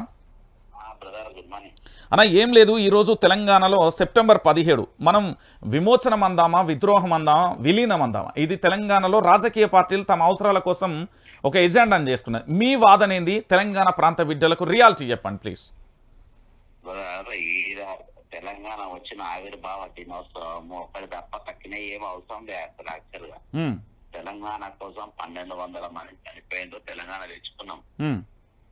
రాజకీయ లబ్ధి కోసము, మీ రాజకీయ పునర్నిర్మాణం కోసము, పార్టీల పునర్నిర్మాణం కోసము కాదు. కానీ ఈ రోజు తెలంగాణ పునర్నిర్మాణం కోసం మీరేం చేస్తున్నారు? మీ వాదన ఏంటి? అది చెప్పాలి. మీరు సెంటిమెంట్ ఎందుకు రాబా? ఈ సెంటిమెంట్ల మంది ఆల్రెడీ 1200 మంది చచ్చిపోయారు. ఎంతో మంది ఈ రోజు వాళ్ళ జీవితాలు త్యాగాలు ఇలాంటి కూడా వాళ్ళు కోలుకోలేని పరిస్థితుల్లో ఇలాంటి కూడా ఉద్యమకారులు అట్నే ఉన్నారు. అవును, వాళ్ళు కానీ వాళ్ళ కుటుంబాలు కానీ 69కి వెళ్ళి మొదలు పెట్టి ఇవాళ దాకా బాధితులు అట్నే ఉన్నారు. వాళ్ళ జీవితాలలో కానీ వాళ్ళ పరిస్థితులలో మార్పు లేదు. నువ్వు మార్పు ఏం చేస్తావు? అది చెప్పరాదు. నువ్వు బీజేపీ వాళ్ళు విమోచన దినం అని అంటారు వాళ్ళ బతుకుదేరు కోసం.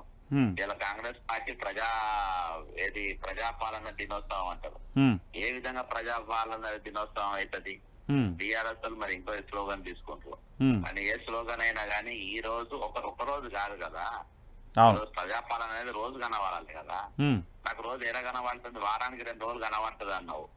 వారానికి 2 రోజులు ముఖ్యమంత్రి అవైలబుల్ ఉన్నారు. ఫస్ట్ ముఖ్యమంత్రి తీసుకున్నారు, కలిసిండు. రెండోసారి మంత్రులు, మూడోసారి ఐఏఎస్ ఆఫీసర్ ఇవాళ చెప్పడానికి ఇచ్చే కాడికి వచ్చింది. అవును, ప్రజాపాలన, ప్రజాభవన్ల ప్రజాపాలన, ప్రజల పాలకులు ఎవరు కూడా అందుబాటులో ఉండరు. ఇలాంటి ముఖ్యమంత్రిని కామన్ మ్యాన్ ఎన్నిసార్లు కలిసిండు? మన వరదలతో ఒక రోజు పోయిన ఫోటోలు దిగి వచ్చింది. ప్రజాపాలన అంటే అది నువ్వు ఆయన కూర్చోవాలి. ఖమ్మం జిల్లాలో ముఖ్యమంత్రి అన్నట్టు ఆయన ఖమ్మం వరంగల్ మధ్యలో కూర్చొని మొత్తం కంప్లీట్ గా సెట్ అయ్యేదాకా అలా ఉండి బయటికి రావాలి. నువ్వు పోతివి, రెవెన్యూ మంత్రి పోతివి, బట్టి వాళ్ళ కొడుకు బర్త్డే చేసుకుంటున్న బిజీ ఉంటే ఏడున్నది ప్రజాపాలన?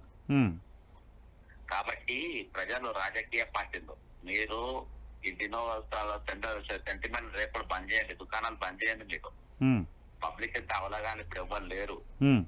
అదే సెంటిమెంట్లతో ఓట్లేనికి, దాంతో నోట్లేనికి లేరు. ఈ రోజు మీరు రిజల్ గా మీరు ప్రజలకు మంచి చేయాలనుకుంటే మీరు తెలంగాణకు విభజన హామీల చట్టంలో 2 హామీలు ఉంది. ప్రధానంగా కాజీపేట కోచ్ ఫ్యాక్టరీ. ఏమైంది అది కోచ్ ఫ్యాక్టరీ? ఈ రోజు వ్యాగన్ షెడ్ కడుతుండ్రు అక్కడ. కోచ్ ఫ్యాక్టరీ అని చెప్పి వ్యాగన్ షెడ్ ఎందుకు కడతాండ్రు మీరు? ఓవరాల్ ఒకటి పెట్టిండ్రు, ఇంకోటి. దానివల్ల ఎన్ని ఉద్యోగాలు వస్తున్నాయి? అది మాట్లాడాలి మీరు. పార్లమెంట్ పై మన లొల్లి పెట్టింది దీని మీద. తెలంగాణ పునర్నిర్మాణ దినోత్సవాన్ని పెట్టండి. ఇవాళ సక్సెస్ కాలే. 2014 తెలంగాణ ఏర్పడితే ఇవాటి వరకు ఎక్కడ వేసిన రూపాయలు అక్కడనే ఉన్నది. అవును, ఉద్యోగం 2 లక్షల ఇంటికో ఉద్యోగం ఆ రోజు అన్నారు, ఈ రోజు వరకు నెరవేరలే. దళితులకు భూమి లేని వాళ్ళ 3 ఎకరాల భూమి అన్నారు, ఆ రోజుకెళ్ళి మొదలైతే ఈ రోజు వరకు నెరవేరలే. మీరు ఇంద్రమ్మ ఇందు ఆ రోజుకెళ్ళి ఇవాటి వరకు ఇయ్యలే. ఏమున్నది ఇయాటి వరకు అది కొనసాగుతుంది కదా. ఇంకా ఆంధ్ర పాలకులు క్వశ్చన్ పేపర్లు అమ్ముకోలేదు, ఇవాళ వరకు పేపర్లు అమ్ముడు పోతూనే ఉన్నాయి. నిన్న రాయ కూడా నిన్న జెంకో ఎగ్జామ్ పేపర్ వరకు కూడా జెంకో మన ఏది మెరిట్ లిస్ట్ ఇవ్వకుండా వాళ్ళు బాజాబ్తా ఈ లిస్ట్ ఇచ్చిండు, ఏది మెరిట్ లిస్ట్ ఇవ్వకుండా డైరెక్ట్ సెలెక్షన్ చేసి పడేసిండు. అవునవును. అంటే ఇన్ని విధాల సమస్యలు ఇయాల్సి కూడా నిరుద్యోగులు రోడ్ల పైనే ఉంటుండ్రు. మాకు నౌకర్లు వస్తాయన్నారు. అందుకే ఎక్కడైంది 2014 ఇయాల్సి వరకు తెలంగాణ అంతా తేడా మారింది. అవును.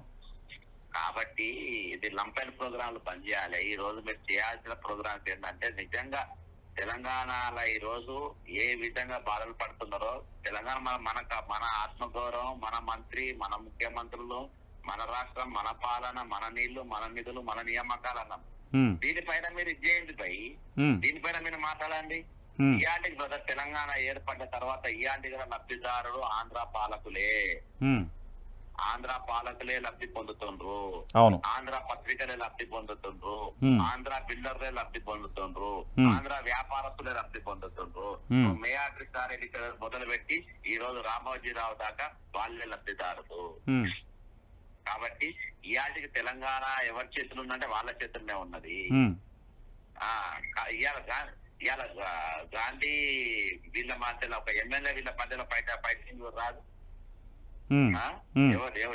ఎవరి మాట ఎట్లున్నది గమనిస్తున్నాం కదా మనం తెలంగాణ ప్రజలు. మరి ఏమున్నా చెప్పు మన చేతుల. కాబట్టి మనం చెప్పుకొని దినోత్సవాలు జరుపుకొని ఇవి తప్ప అసలు ఇవాళ మన పరిస్థితి చాలా అగమ్య గోచరంగా ఉన్నది, అందులో సందేహమే లేదు. అదే ఒక్క నాయకుడు కూడా అదే విభజన హామీ చట్టం ఏమైపోయింది, దాని గురించి మనకి ఏమేమో రాయితీలు ఇచ్చిన వాటి గురించి ఎవరు మాట్లాడాలి. అవును. దాదాపు 2 లక్షల మందికి ఉద్యోగాలు వచ్చేది బ్రదర్.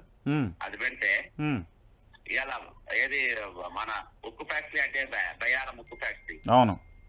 దీని గురించి ఎన్నో మాట్లాడు 10 ఏళ్ళ 2014 పోతే ఇవాళ 10 ఏళ్ళు అయిపోయాయి, 11 సంవత్సరాలకు వచ్చింది.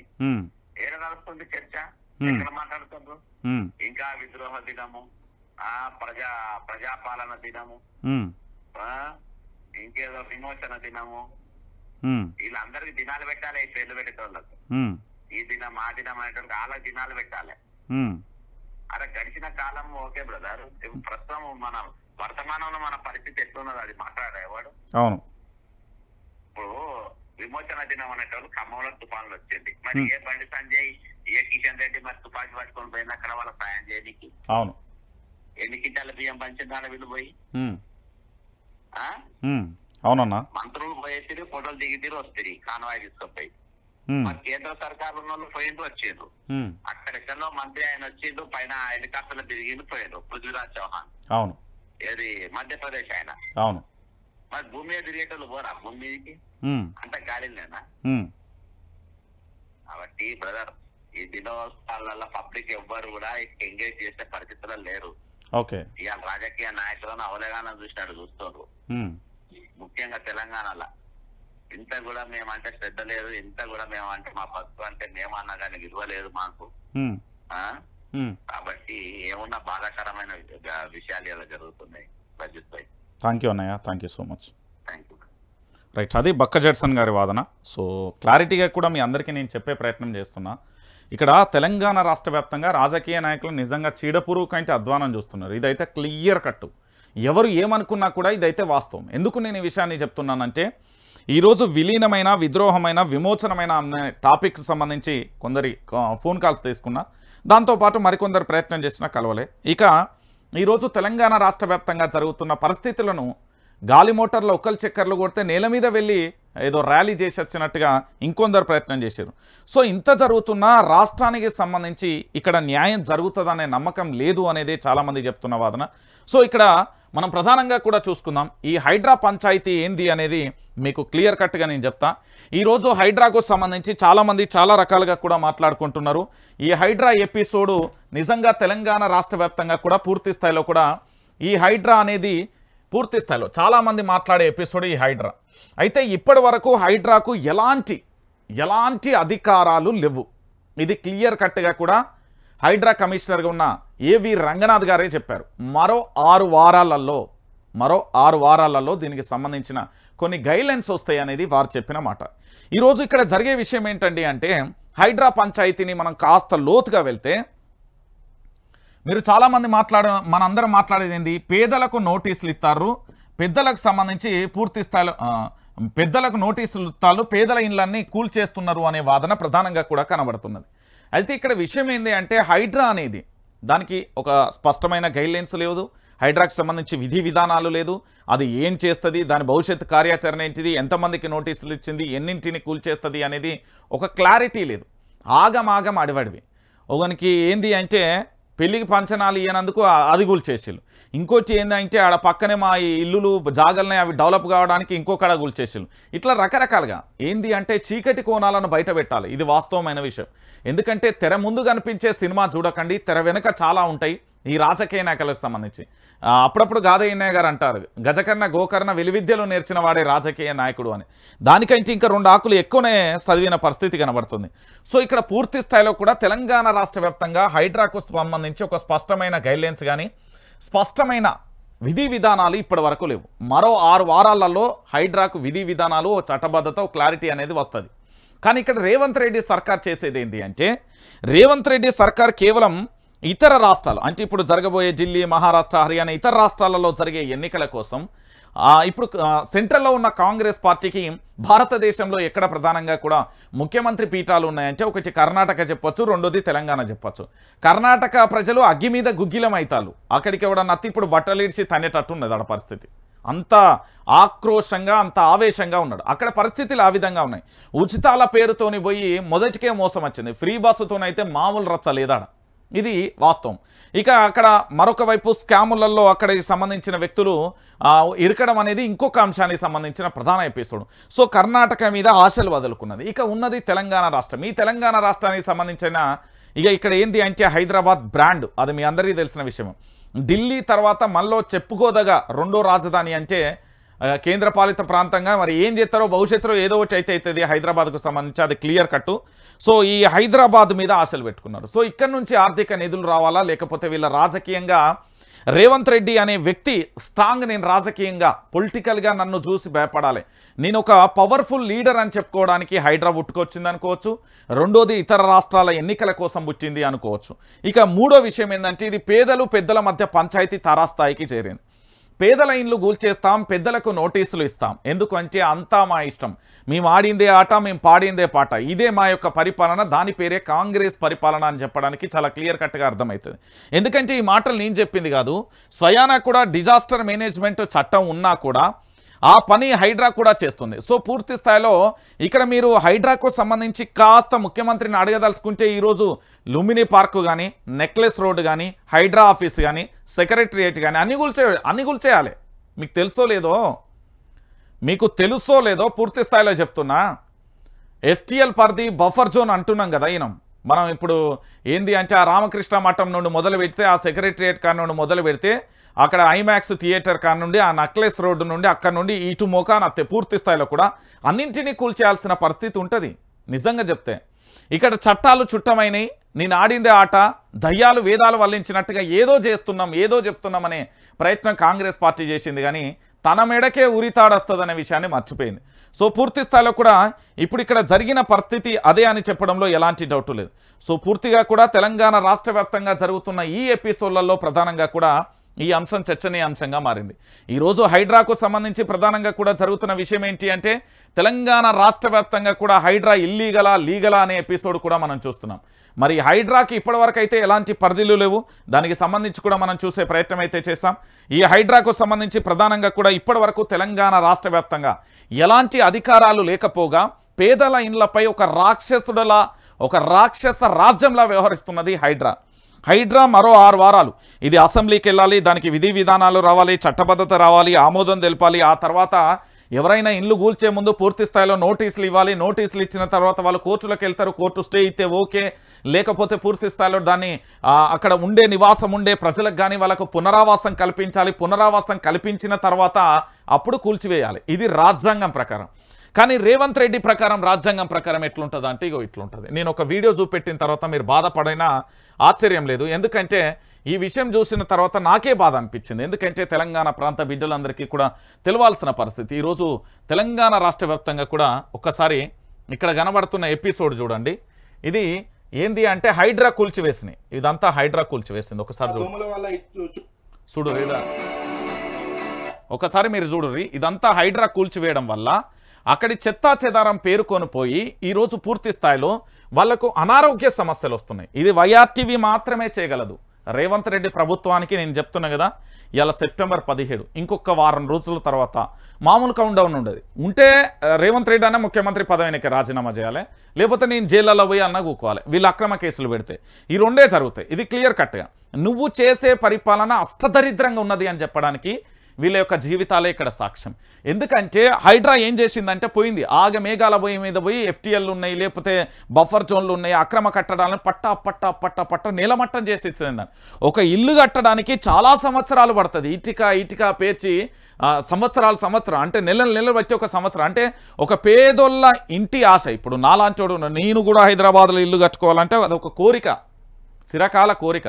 ఆ గూడు కోసం ఎంత కష్టపడతాం, ఎంత చేస్తామనేది తెలిసి తినక ఉపవాసం ఉండి అనారోగ్యం వచ్చినా ఏదొచ్చినా రూపాయి పోగేసి ఇల్లు కట్టుకుంటాం. ఆ ఇంటిని నీలమట్టం చేయడానికి 2 నిమిషాలు చాలు, ఓ రోజు చాలు. ఇట్లా తీసుకుపోయి దాన్ని గూలగొడితే అయిపోతుంది. కానీ ఇక్కడ పేదలకు సంబంధించి చూడండి ఎంత బాధాకరమైన విషయం అంటే వీళ్ళ కూల్చివేతలు ఇక్కడ బాగానే ఉన్నాయి.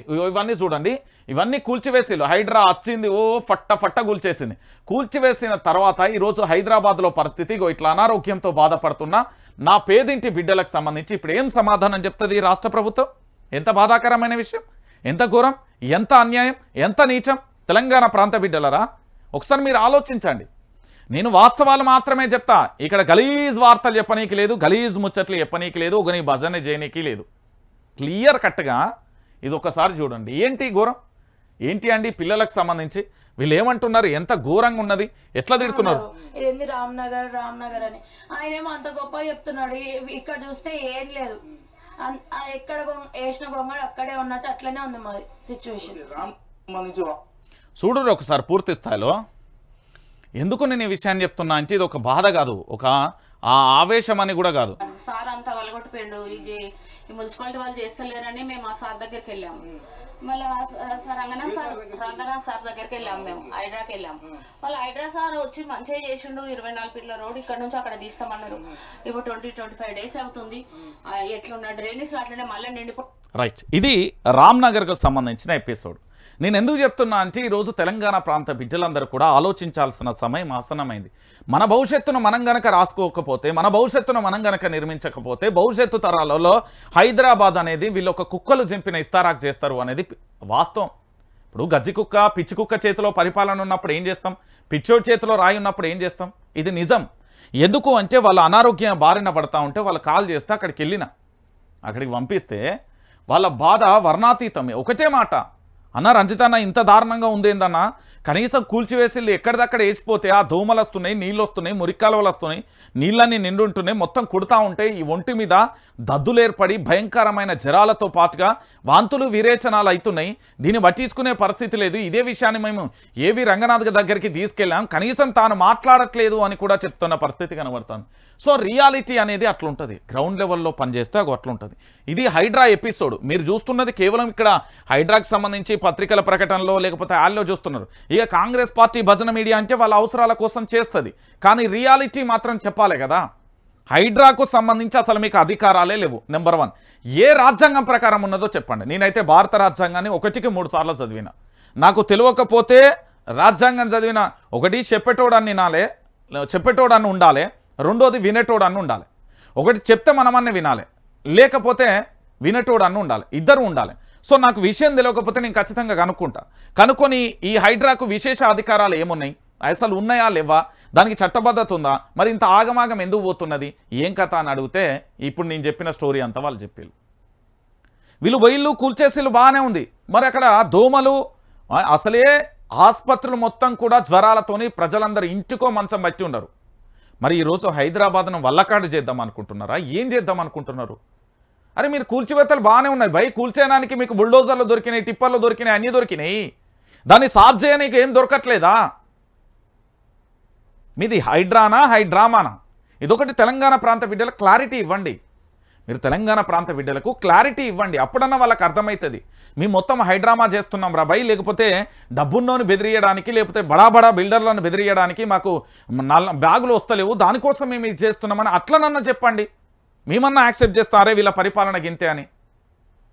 ఈరోజు హైడ్రా పేరుతో జరిగేది ఏంది? తెలంగాణ ప్రాంత బిడ్డలకు తెలియదా ఏం జరుగుతున్నది ఇక్కడ? ఇంత అరాచకమైతే మీరు ఎప్పుడన్నా చూస్తే, ఇంత అరాచకమైతే ఎక్కడ లేదు. ఒక చట్టాన్ని తీసుకొచ్చినో, ఒక కమిషనర్ ఇచ్చినో దాన్ని ఆగమాగం చేస్తామంటే మనం ఏం చేస్తాం చెప్పు తెలంగాణ ప్రాంత బిడ్డలు? ఐ రిక్వెస్ట్ యూ, చూడుర్రి మీరు హైడ్రాకు సంబంధించి ఇప్పటికే హైకోర్టుకు సంబంధించి హైడ్రాకి ఎదురు దెబ్బ దాకింది, భవిష్యత్తులో కూడా గట్టినే దాకుతాయి. నేను చెప్తున్నా కదా, హైడ్రా అనేది ఒక ప్రాంతానికి పరిమితమైన ఇష్యూ కాదు, దేశం కోణంలో చూడాల్సిన అంశమని సుప్రీంకోర్టు సీనియర్ అడ్వకేట్ కూడా నిరూప్ రెడ్డి చెప్పిండు. ఏమని అంటే, ఈ హైడ్రా అనేది కేవలం హైదరాబాద్ వరకో లేకపోతే ఇక్కడి వరకో ఇదంతా కాదు. హైడ్రా అనేది దేనికోసం పుట్టుకొచ్చింది, దాని ఆశయం ఏంది, లక్ష్యం ఏంది, దానికి చట్టబద్ధత ఉందా, రాజ్యాంగం ఉందా, దాంట్లో అసెంబ్లీలో ఆమోదం పొందిందా, లేకపోతే ఏ చట్టాల ప్రకారం దీన్ని ప్రజల్లోకి పంపిస్తున్నారు, పేదల మీదనే ఎందుకు వదిలేస్తున్నారు, ఎందుకంటే బక్క పేదోడంటే అంత సులుకన్నా లేకపోతే అంత అలకగనా ఏంటి? ఒకసారి మీరే ఆలోచించుకోరు. సో ఇది ఒక బూటకమైన నాటకం ఆడుతున్నది హైడ్రా. ఇది దీంట్లో మీరు ఏమన్నా అనుకోరు కానీ అది క్లియర్ కట్గా చెప్పేస్తుంది, దాంట్లో ఎలాంటి డౌటు లేదు. దాంట్లో ఇంకా మీరు ఆలోచించాల్సిన అవసరం కూడా లేదు. ఇక నిన్న పాడి కౌశిక్ రెడ్డి ఘోరాతి ఘోరమైన మాట అన్నాడండి. అంటే ఇక మరి అది రియాలిటీగా తన ఇంట్లో జరిగింది కావచ్చు, డైరెక్ట్గా వేసేసాడు. ముఖ్యమంత్రికి ఇంకెమంత్రి ఏం లేదు. ఏమన్నాడో తెలుసా? నా కాళ్ళు మొక్కిన సంగతి మర్చిపోయావా? ఈటల దగ్గర 25 కోట్లు తీసుకున్నావు, అందుకే నేను పార్టీ మారిన. ఓటుకు నోటు కేసులో నీకు చింతపండు కాలేదా? తిరుపతి రెడ్డి ఇల్లెందుకు కూలగొట్టలే? పేదల ఇండ్లు నోటీసులు లేకుండానే కూలగొడతారా? రేవంతే దాడి చేయించా అని చెప్తుండు. ఏసీపీ సీఐపై ఎందుకు చర్యలు తీసుకోలే? సీఎంపై ఎమ్మెల్యే పాడి కౌశిక్ రెడ్డి ఫైర్. రేవంత్ కామెంట్లపై గవర్నర్ను కలుస్తా. కాంగ్రెస్ హయాంలో ఆటవిక పాలన నడుస్తుంది. ఎమ్మెల్యేల సస్పెన్స్ డైవర్షన్ చేసేందుకే దాడి. బీఆర్ఎస్ ఎమ్మెల్యే కేపీ వివేకానంద అంటూ కూడా చెప్పిన పరిస్థితి కనబడుతుంది. అయితే సీఎం రేవంత్ రెడ్డి అట తన ఇంటికి పోయిండట, పీసీసీ ప్రెసిడెంట్ చేయమని అడగడానికి వెళ్ళిండట. వెళ్ళినప్పుడు అప్పుడు ఏం చేసిండట అంటే, పూర్తి స్థాయిలో బాంచన్నను ఎట్లనైనా పీసీసీ ప్రెసిడెంట్కు మీరు మద్దతు తెలపాలి అని కాలు మొక్కొచ్చిండట. ఇది మనం చెప్పిన మాట కాదు, స్వయాన కూడా ఎవరు పాడి కౌశిక్ రెడ్డే చెప్పిండు. నా ఇంటికి వచ్చి కాలు మొక్కిన మాట వాస్తవం కాదా అనేది ఒక అంశం. అయితే ఇంకొక బాంబు పేల్చిండు. హైలైట్ ఏంటంటే, తెలంగాణ రాష్ట్ర రాజకీయాలలో ఈటల రాజేందర్ గెలుపు కోసమా మరి దేనికోసమా 25 కోట్ల రూపాయలు తీసుకున్నాడట ఈటల రాజేందర్ దగ్గర. 25 కోట్ల రూపాయలు యనుమల రేవంత్ రెడ్డి అలియాస్ గుంపు మేస్త్రి తెలంగాణ రాష్ట్ర ముఖ్యమంత్రి గారు తీసుకున్నారట. అందుకే పాడి కౌశిక్ రెడ్డి పార్టీ మారిండ అని ఒక స్టేట్మెంట్ని ఇచ్చిండు. ప్రస్తుతం ఇది తెలంగాణ రాష్ట్ర వ్యాప్తంగా వైరల్గా మారింది, సెన్సేషన్గా మారుతున్నది.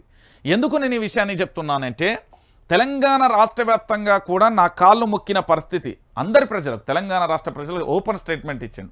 రేవంత్ రెడ్డి అనే వ్యక్తి నా ఇంటికి వచ్చి నన్ను పీసీసీ ప్రెసిడెంట్ చేయమని నా కాళ్ళు మొక్కడంతో పాటు ఈటెల రాజేందర్ దగ్గర 25 కోట్ల రూపాయలు తీసుకున్నావు అనే ఒక బలమైన స్టేట్మెంట్ను వదిలిండు. మరి దీని నుంచి ఇప్పటి వరకు కూడా రిప్లై స్టేట్మెంట్ లేదు. దాదాపుగా ఆల్మోస్ట్ 24 గంటల దగ్గరికి వస్తుంది ముఖ్యమంత్రి గారికి సంబంధించి, కానీ దీని గురించి ఎక్కడ కని విని ఎరగని రీతిలో కూడా కనిపించట్లేదు. ఈ స్టేట్మెంట్కు సంబంధించి ఎటువైపు చూసినా పాడి కౌశిక్ రెడ్డి ఇచ్చిన స్టేట్మెంట్ విషయంలో కాంగ్రెస్ పార్టీ కానీ, రేవంత్ రెడ్డి కానీ, వాళ్ళ అభిమానులు కానీ, లేకపోతే ఆ పార్టీకి సంబంధించిన వ్యక్తులు కానీ ఏ ఒక్కరూ ఇప్పటి వరకు స్పందించలేదు, దీని గురించి మాట్లాడతలేరు. అంటే రేవంత్ రెడ్డి వెన్నుపోటు రాజకీయాలు ఎంత అద్భుతంగా ఉంటాయో చూడరు. 25 కోట్ల రూపాయలు తీసుకున్నాడట ఈటల రాజేందర్ దగ్గర. 25 కోట్ల రూపాయలు తీసుకున్నాడట. మరి దేనికి తీసుకున్నాడు? మల్కాజ్గిరిలో గెలిపించడానికైనా, లేకపోతే అంతకుముందు పీసీసీ ప్రెసిడెంటా? మరి ఏం జరిగింది అనేది ఈటల రాజేందర్ అన్న చెప్పాలి, లేకపోతే రేవంత్ రెడ్డి అనే చెప్పాలి. పాడి కౌశిక్ రెడ్డి మాత్రం బలంగా 90 mm రాడ్డునైతే దించాడు. సో ఇప్పుడు దీని గురించి మరి ఎవరు మాట్లాడతారు అనేది మనం వేచి చూడాల్సిన పరిస్థితి కనబడుతుంది. దీనికి సంబంధించి పూర్తి స్థాయిలో కూడా మనం మాట్లాడాలి. ఇక నేను చెప్పలేం, ముఖ్యమంత్రి గారు ఏమన్నారు? మేము సంవత్సర కాలంలో పూర్తి స్థాయిలో కూడా ఏమని చెప్పిండు అంటే, ఒక బలమైన స్టేట్మెంట్ ఇచ్చిండండి. మేము సంవత్సరం అయింది, ఇప్పుడు పూర్తిగా కూడా 65,000 ఉద్యోగాలు ఇచ్చామంటూ కూడా చెప్పిన పరిస్థితి కనబడుతుంది. మరి ఈ 65,000 ఉద్యోగాలు ఎక్కడి నుంచి వచ్చినాయి, ఎవరిచ్చిర్రు అనేది మొత్తం తీసిన ఫస్ట్ ఆఫ్ ఆల్ తెలంగాణ రాష్ట్రంలో కాంగ్రెస్ పార్టీ అధికారంలోకి వచ్చి 365 రోజులు కాలే. డిసెంబర్ 7వ తారీఖు వరకు రావాలి. మరి అప్పటి వరకు పూర్తి స్థాయిలో కూడా మరి అయ్యిందా అంటే లేని పరిస్థితి కనబడుతుంది. ఇక్కడ 365 రోజులు కాలే. ప్రభుత్వం ఏర్పడి పోనీ నోటిఫికేషన్లు ఇచ్చింది, మొన్న ఇచ్చింది, అది లొల్లి పెట్టంగా ఇచ్చింది. మరి నోటిఫికేషన్లు ఇచ్చి పరీక్షా నిర్వహణ ఏడా జరగలే. పరీక్షా నిర్వహణ జరిగి ఫలితాలు పెట్టలే. ఫలితాలు వచ్చిన తర్వాతకు వాళ్ళకు అలాట్మెంట్ ఆర్డర్ నియామక పత్రాలను ఇయ్యలే. దానికి సంబంధించి ముఖ్యమంత్రి గారు ఇన్ని పచ్చబద్దాలు చెప్తుంటే ఇక మనం ఏమనాలి ఒకసారి ఏడ చూద్దాం. 65,000 ఉద్యోగాలు ఇచ్చావా? అశోక్ నగర్కు రా తేల్చుకుందాం. సీఎం రేవంత్ రెడ్డికి నిరుద్యోగి సవాల్. ఆయన మాటలన్నీ అబద్ధాలే. ఒక్క నోటిఫికేషన్ కూడా ఇవ్వలే. గెలిపించిన నిరుద్యోగులనే దేక్తలేడు. 30,000 ఉద్యోగాలు కేసీఆరే ఇచ్చిండు. చల్లబడ్డాడు. ఇప్పుడు ఏమైంది? చల్లబడ్డాడు. ఎవరు? మన తెలంగాణ రాష్ట్ర ముఖ్యమంత్రి యనుమల రేవంత్ రెడ్డి. వీళ్ళు నిరుద్యోగులు వీళ్ళు నిరుద్యోగులు అందరూ సవాల్ చేస్తున్నారు. ఏమని సవాల్ చేస్తున్నారంటే, ఒరే నాయనా నువ్వు వచ్చి 365 రోజులు కాలే. దాంతోపాటు పూర్తి స్థాయిలో నువ్వు మాట్లాడే భాష, నువ్వు చెప్పే స్టేట్మెంట్లు వినడానికి గొర్రెలు ఎవరు లేరు. ఇది తెలంగాణ రాష్ట్రం. అద్భుతంగా తెలంగాణ రాష్ట్రంలో అద్భుతమైన పోరాట స్ఫూర్తి చైతన్యవంతులు ఉన్నారు. ఇక్కడ అందరు చదువుకున్న వాళ్ళు, గొర్రెలు ఎవరు లేరు. ఈయన చెప్పేది ఏంటి అంటే, మేము సంవత్సర కాలంలో 65,000 ఉద్యోగాలు ఇచ్చినామని ఎవరిని చెప్తున్నావు? ఇంత పచ్చి అబద్ధం ఆడే ముఖ్యమంత్రిని బహుశా నేనైతే ఎక్కడ చూడలేదండి. ఇది వాస్తవం. ముఖ్యమంత్రి గారు అబద్ధాల కోరు అని చెప్పడానికి ఇదొక నిలువుటద్దం, సాక్ష్యం కూడా. ఇంతకంటే సాక్ష్యం బహుశా మనం జల్లెడబట్టి ఎంకలైనా కూడా దొరకదు. నేను చెప్తున్నా కదా, ఆయన 65,000 ఉద్యోగాలు కాదు కదా, ఏ ఒక్క ఉద్యోగం కూడా ఇవ్వలే. నోటిఫికేషన్లు మొన్నటిదాకా అదేది గ్రూప్ 1, గ్రూప్ 2, గ్రూప్ 3 డిఎస్సికి సంబంధించి పోస్ట్ పోన్ చేయాలి. మినీ కాదు మెగా డిఎస్సి కావాలి, పోస్టులు పెంచాలని వాళ్ళు డిమాండ్ చేసింది. అది అటకెక్కిన పరిస్థితి కనబడుతుంది. ఈరోజు నిరుద్యోగులకు సంబంధించి ఏదో లొల్లి పెడదామని ఏదో చేద్దాం అనుకుంటే మనమైతే ఏం చేయలేని పరిస్థితి కనబడుతుంది. ఇక హైదరాబాద్లో ఒక కొత్త రచ్చ మొదలైంది. ఏంది? ఎవడు అధికారంలోకి వస్తే మన ఇష్టం. ఇప్పుడు ఎగ్జాంపుల్ నేను ముఖ్యమంత్రి అయినా అనుకో, సెక్రటరియట్ ముంగడ మరి మా తాత విగ్రహం పెడతా ఒప్పుకుంటావా? మా తాత విగ్రహం పెడతా ఒప్పుకుంటావా? లేకపోతే మా బాబాయ్ విగ్రహం పెడతా ఒప్పుకుంటావా? లేకపోతే మా అక్క విగ్రహం పెడతా ఒప్పుకుంటావా? నువ్వు నేనే చెప్తున్నా కదా, లేనుల్లే కదా పెట్టాల్సినవి విగ్రహాలు పెట్టదలుచుకున్నా. మరి నా కుటుంబ సభ్యులే పెడతా ఒప్పుకుంటావా రేవంత్ రెడ్డి? తెలంగాణ రాష్ట్రానికి అసలు నేను చరిత్ర నిన్ననే చదివిన. ఎందుకంటే నాకు నేనేమనుకున్నా అంటే, ఇన్ని రోజులు రాజీవ్ గాంధీ ప్రధానమంత్రి పదవిలో ఉండంగానే ఆయన మీద దాడి జరిగింది, అటాక్ జరిగింది, ప్రాణాలు విడిచాను.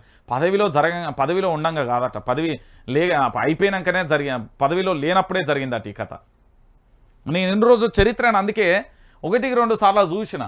ఈయన ఏమంటున్నాడు అంటే, పూర్తి స్థాయిలో కూడా రాజీవ్ గాంధీ విగ్రహం ఈడ ఎందుకు పెట్టిళ్ళు? 1200 మంది విద్యార్థులు అమరవీరులు ఉన్నారు, వాళ్ళ విగ్రహాలు పెట్టచ్చు. ప్రొఫెసర్ జయశంకర్ గారు తెలంగాణ రాష్ట్రానికి సిద్ధాంతకర్త. ఒక రకంగా చెప్పాలంటే ఆయన డైరెక్షన్ తెలంగాణ రాష్ట్రాన్ని తీసుకురావడంలో ఆయననే అసలు పూర్తి స్థాయిలో. అలాంటి గొప్ప వ్యక్తి విగ్రహం కూడా పెట్టవచ్చు. లేదా నల్గొండను సస్యశ్యామలం చేసిన జిట్టా బాలకృష్ణారెడ్డి స్ఫూర్తిదాయకంగా ఆయనది కూడా పెట్టవచ్చు. నేను చెప్తున్నా కదా, ఈరోజు వీళ్ళు ఏం పెడుతున్నారు? అసలు మన తెలంగాణకు రాజీవ్ గాంధీకి ఏమైనా సంబంధం ఉన్నదా? నేను చెప్తున్నా ఒక మాట, అంటే కాంగ్రెస్ పార్టీ అధికారంలోకి వచ్చింది కాబట్టి వీళ్ళు పెడతారు. రేపు బీఆర్ఎస్ అధికారంలోకి వస్తుంది, లేకపోతే బీజేపీ అధికారంలోకి వస్తుంది. వాళ్ళు సర్దార్ వల్లభాయ్ పటేల్ అంటారు, లేకపోతే తెలంగాణ రాష్ట్రం కోసం చేసిన వాళ్ళందరూ చాలామంది విగ్రహాలను కూడా పెట్టే ప్రయత్నం చేస్తారు. అప్పుడు ఏం చేస్తాడు? ఏం చేస్తారు? పెట్టడానికి ఇట్లా లొల్లి చేస్తారా? ఒరే నాయన, ఇక్కడ తెలంగాణ రాష్ట్ర వ్యాప్తంగా విగ్రహ రాజకీయం కాదు, అభివృద్ధి రాజకీయం కావాలి. మాకు విగ్రహ రాజకీయాలు కాదు, అభివృద్ధి రాజకీయం కావాలి. వీళ్ళు ఏం జరిగిందో చూడు, దమ్ముంటే టచ్ చేయండి, ఎవర్రా వచ్చేది రండి నేను చూసుకుంటా. రాజీవ్ గాంధీ విగ్రహాన్ని అవహేళన చేయొద్దు. కంప్యూటర్ను పుట్టించిందే రాజీవ్ గాంధీ, ఇంకా నయ్యం కంప్యూటర్ను తయారు చేసిందే రాజీవ్ గాంధీ అని రాదు. ఆయన వల్లే ఐటీ శాఖ వచ్చింది. ఫామ్ హౌస్లు కాపాడతాయనుకుంటున్నారు బిడ్డ. మీ ఫామ్ హౌజులలో జిల్లేలు మొలిపిస్తా. అప్పటి వరకు కార్యకర్తలు నిద్రపోవద్దు. స్థానిక సంస్థలలో మహిళలకు రిజర్వేషన్లు ఇచ్చింది మేమే. ప్రపంచమే షాక్ అయ్యేలా తెలంగాణ తల్లి విగ్రహం పెడతాం. సీఎం రేవంత్ రెడ్డి సంచలన వ్యాఖ్యలు. నువ్వు షాక్ కాకుండా పెట్టుకో. ఫస్ట్ అయితే ప్రపంచం షాక్ కాదు, నువ్వు షాక్ కాకుండా పెట్టుకో. ఈయన ఏం చెప్తాడు అంటే, రాజీవ్ గాంధీ అట కంప్యూటర్ అట పుట్టించిందే ఈయనన్నట్టు. ఇక ఎట్టుంటే మన రేవంత్ రెడ్డి ముచ్చట్లు. ఎట్ల రాయిది అన్నాడు అట, కూట్ల రాయిది ఇస్తాడు అంటారు చూడు. ఒక శాస్త్రం గుర్తొస్తుంది. ఆలు లేదు సూలు లేదు, అల్లుడు పేరు సోమలింగం అంటే కరెక్ట్ సెట్ అవుతుంది ఈయనకు. ఈయన చేసే పరిపాలనే లత్తకోరి పరిపాలన. నేను ప్రజాభవన్ దగ్గరకు వస్తా, సమస్యల గురించి వింటా, అక్కడ మాట్లాడుతా అన్నాడు. మనం వారం రోజులు పోయి వాస్తవాలు తేటాలకు లాగులు దడిచి అసెంబ్లీలో నిలబడి నేను అసలు ప్రజాభవన్లో ఎప్పుడు ఉంటా అన్నా, అసలు నేను ఎప్పుడు వస్తా అన్నా, నేను ఎందుకు సమస్యలు తీసుకుంటా, అక్కడ అధికారులు ఉంటారు అని స్టేట్ ఉత్సవ ఓపించిన నేను చెప్తున్నా కదా. ఆ ఒక్క వీడియో తెలంగాణ రాష్ట్ర వ్యాప్తంగా మొత్తం తిరిగింది. ఇక ఉన్నది వారం తర్వాత ఇక మొత్తం అదే పని ఉంటుంది నాకు. నేను చెప్తాను చాలా శాంతియుతంగా పద్ధతిగా ప్రభుత్వాన్ని నా మీద ఎన్ని అక్రమ కేసులు పెడతారండి. ఏంది వీళ్ళు మనసులా వీళ్ళ బతుకులు జడా అనాలనా? రాజ్యాంగం అనేది ఒకటి ఉందా? ఏంది వీళ్ళది బ్లాక్మెయిల్, ఏం బెదిరింపులు? మనసులే కదా, మానవత్వం అనేది ఒకటి లేదా? ఏం పరిపాలన వీళ్ళ సోయి తప్పిన పరిపాలన? వీళ్ళు నీచులు. ఇలాంటి నీచులను ఆ గద్దెనెక్కించినందుకు నేనే సిగ్గుపడతాను తలదించుకొని చెప్తున్నా కదా. వాస్తవం ఇది. విగ్రహ రాజకీయం కాదు. ఇప్పుడు ఎవడు అడిగిన అంత ఎమర్జెన్సీగా రాజీవ్ గాంధీ విగ్రహం దేనికోసం చెప్పు, నాకు అర్థమవుతలేదు. ఏమనుకున్నాడు అంటే ఢిల్లీ పోయిండు మొన్న గిట్లా ఫ్లైట్ ఎక్కి గట్ల దిగింది చూడు, ఇజ్జత్ పోయింది చూడు. అదే ఏంది అంటే ఆడికి పోయి రాహుల్ గాంధీ ఎట్లాగో ఈ దేశంలో లేడు, ఆయన విదేశీ పర్యటనలో ఉన్నాడు. సోనియా గాంధీనో ప్రియాంక గాంధీనో గాంధీ వంశస్థులను ఎవరినో ఒకరిని తీసుకొచ్చి ఈ విగ్రహం ప్రారంభిస్తాను, చల్ దొబ్బై నేను రా, నువ్వు చేసే పరిపాలనలు అత్తకోరి పరిపాలన ఇంకా నేను అత్తనా అన్నట్టున్నారు. అన్ని గేట్లు మూసిపోయినాయి. ఇక ఎవరు రాకపోయేసరికి హడావిడిగా నేను చేసిండు. తెలంగాణలో టాపిక్ డైవర్షన్లో దిట్టా ఎవరంటే యనుమల రేవంత్ రెడ్డి. దాంట్లో అసలు ఎవరు ఇవ్వకుండా ఇచ్చినా కూడా నేనైతే చెప్తున్నా, యనుమల రేవంత్ రెడ్డి సర్టిఫికేట్ ఇస్తా, సర్టిఫికేట్ ప్రదానం చేస్తా. టాపిక్ డైవర్షన్ చేయడంలో రేవంత్ రెడ్డిని మించిన వ్యక్తి తెలంగాణలో లేడు. అదే ఆయన పని. ఈయన ఫామ్ హౌస్లలో జిల్లేలు మొలిపిస్తాడట. మరి ఈయన ఏమన్నా అసలు రైతు అవుతాడో లేకపోతే విత్తనమే అవుతాడో ఇక మనం వేచి చూడాలి. ఇక చూడు ఏమొచ్చింది ఈ తెలంగాణకు, ఏమొచ్చిందని వీళ్ళ ఆనంద భోగాలు ఎవడి కోసం, ఏంటి వీళ్ళ స్వార్థ రాజకీయాలు? ఒకసారి తెలంగాణ ప్రాంత బిడ్డలందరూ దయచేసి ఆలోచించాలి. ఇంత నీచమా, ఇంత ఘోరమా అసలు? ఇప్పుడు విగ్రహం ఎవడు అడిగిండు? ఇప్పుడు మీరు ఉద్యమకాలకు సంబంధించినవి చేయలే, విభజన హామీలు లేవు, వరద బాధితులకు సాయం, ఈ విగ్రహ పైసలు ఏవో తీసుకుపోయి అదే రాజీవ్ గాంధీ పేరు మీద ఖమ్మంలు ఇయ్యకపోయిలు, మహబూబాద్లు ఇయ్యపోయిలు, మేమన్నా అద్దామన్నావా? అడ్డుపడ్డామా? ఏంది ఘోరం, ఏంది అరాచకం? ఒకసారి తెలంగాణ ప్రాంత బిడ్డలు దయచేసి ఒకసారి మీరు మనం మానవత్వంతో ఆలోచించాలి. ఈ విగ్రహాలు ఏంది, కథ ఏంది, ఏం చేద్దాం అనుకుంటున్నారు? ఈ విగ్రహాలతో ఏం లాభం? ఇగో తీసేసి తెలంగాణ తల్లి విగ్రహం పెడతాం, అయిపోయా. వీళ్ళకు మళ్ళీ 90 mm రాడు దించిండు, అయిపోయింది. మాజీ మంత్రి ప్రశాంత్ రెడ్డి ఏం చేసిండు? 90 mm రాడు దించిండు. ఇక ఇదే లోలి తెలంగాణలో ఇంకోటి ఏముండదు. ఇక చూడు, తప్పకుండా చర్యలు ఉంటాయి. అమరజ్యోతి వద్దకు రాణిస్తలేరు. కేసీఆర్ కట్టాడనే అంబేద్కర్ విగ్రహం వద్దకు పోతలేరు. మరి సచివాలయంలో ఎందుకు కూర్చుంటున్నావు? సోనియా మెప్పు కోసమే రాజు విగ్రహం, ఢిల్లీ బాసుల ప్రసన్నం కోసమే పాటలు. తెలంగాణతో కేసీఆర్ది పేగుబంధం. ఆయన మంచిని కొనసాగించొద్దనే కుట్ర. రేవంత్ రెడ్డి భ్రమ నుండి బయటికి రావాలి. సీఎంపై మాజీ మంత్రి ప్రశాంత్ రెడ్డి ఫైర్. నేడు తెలంగాణ తల్లికి పాలాభిషేకం, రాష్ట్ర ప్రజానికానికి కేటీఆర్ పిలుపు అంటూ కూడా చెప్పిన పరిస్థితి కనబడుతుంది. ఇక్కడ విషయం ఏంది అంటే ఈ పెట్టుడు ఎందుకు, ఈ విగ్రహాలు పెట్టుడు ఎందుకు ఇక్కడ కనబడేది, ఈ దొబ్బించుకున్నాడు ఎందుకు, తిట్లు తినుడు ఎందుకు, వాళ్ళ చేత మాటలు పడుడు ఎందుకు? ఏం జరుగుతున్నది తెలంగాణలో ఒకసారి మీరు ఆలోచించురు. ఇక్కడ మాటలు అనిపించుకున్నాడు, ఈ విగ్రహాలు పెట్టుడు ఎందుకు, మాటలు అనిపించుకున్నాడు ఎందుకు? అదే విగ్రహం ప్రజలు తీసుకుపోయి ఆ విగ్రహం పైసలు ఏమవుతున్నాయో ఖమ్మం జిల్లాలో ఇయ్యపోయినాం, అల్లాడిపోతున్నారు అక్కడ బిడ్డలు. పాపం వాళ్ళని చూస్తూ ఉంటే బాధ అనిపిస్తుంది. నా దగ్గర మీ లెక్క 100 కోట్లు ఉన్న మొత్తం అడిచ్చేద్దు, ఒక అంగిలాగా ఉంటే చాలు వేసుకోనీకి. ఎంత అవస్థపడుతున్నారు తెలుసా? మొత్తం అసలు వాళ్ళకి పని లేదు, పైసలు లేక జలుబులతోని, అక్కడ జ్వరాలతోని, విష జ్వరాలు ప్రబలినాయి. కనీసం ఇప్పటికైనా డాక్టర్లను పంపించినవా? మనకెందుకు ఆ సోయి? ఢిల్లీ నేతలు రావాలి, జీ హుజూర్ ఇట్లా పెట్టి సాన పెట్టి రుద్దుర్రి. సిగ్గులేవు మీరు పెడితిరి, నేను ఇట్టబట్టే తిట్టించుకున్నాకే పెట్టిర్రా మీరు ఈ విగ్రహాలు? ఏంది పంచాయతీ ఏంది? ప్రశాంత్ రెడ్డి కోపం వచ్చే, అరే ఏమి రాబాయి మీరు మా తెలంగాణ ఈ రాజీవ్ గాంధీ విగ్రహాలు మేము తెలంగాణ తల్లి విగ్రహం పెట్టి తీరుతామని వచ్చే. పెడతారు, పక్కా పెడతారు. బీఆర్ఎస్ వాళ్ళు అంటేనే ముంజోలు, జగముండీలు వాళ్ళు ఏదన్నా పట్టుకున్నారు అంటే దాన్ని శేషదాకా వదలరు. ఇదైతే ఫిక్స్. నేను చూసినా కదా, వాళ్ళ ఉద్యమ సమయం నుండి చూస్తున్న కేసీఆర్ను 2001 నుండి 14 దాకా చూసిన, 14 నుండి మొన్నటి దాకా చూసిన. వాళ్ళ పార్టీ ఎట్లుంటుంది అంటే బీఆర్ఎస్ అంటేనే ఒక మొండిగా, జగమొండిలు. వాళ్ళు ఏదైనా కావాలి, ఏదైనా చేయాలి అంటే ఎంతకైనా తెగిస్తారు, ప్రాణం కూడా లెక్క చేయరు. మీ లెక్క ఆ దుర్పిత్తులో లెక్క పోయి ఏదైనా మూలకు జాక్కోరు. ఇదే చెప్తున్నాను నేను, ఫ్యాక్టే. అట్టుంటుంది వాళ్ళతోని. ఇక చూడుర్రి, అమ్మా తెలంగాణమా అపరాధం మన్నించు. చూడుర్రి, మన తెలంగాణ తల్లి మన తెలంగాణ తల్లి. నాకు తెలిసి తల్లి పాలు దాగి తల్లి రొమ్మును గుద్దేటోళ్లను చరిత్రను నేను చాలా వరకు చదివిన, కళ్ళతో చూసిన. ఈరోజు కాంగ్రెస్ సర్కారు కూడా గంతే. నిజంగా నా తెలంగాణ తల్లిని చూస్తూ ఉంటే కన్నీళ్ళు వస్తూ ఉన్నాయి. ఈరోజు తెలంగాణ ప్రాంత బిడ్డలను, తెలంగాణ ప్రాంత ప్రజలను ఎంత దారుణంగా, ఎంత ఘోరంగా మోసం చేస్తున్నది ఈ ప్రభుత్వం అంటే మాటలలో చెప్పలేనంత విధంగా చేస్తూ ఉంటే చాలా బాధేస్తున్నదన్నా. ఈరోజు చాలామంది మాట్లాడుతూ ఉంటే నాకే అనిపిస్తున్నది, అరే నా తెలంగాణలో ఏంద్రబగి రాజకీయాలు అని. నిజమే కదా, తెలంగాణ రాష్ట్ర వ్యాప్తంగా రాజకీయాలు వీళ్ళు చేస్తున్న పరిస్థితిని చూస్తూ ఉంటే చాలా బాధేస్తున్నదన్న.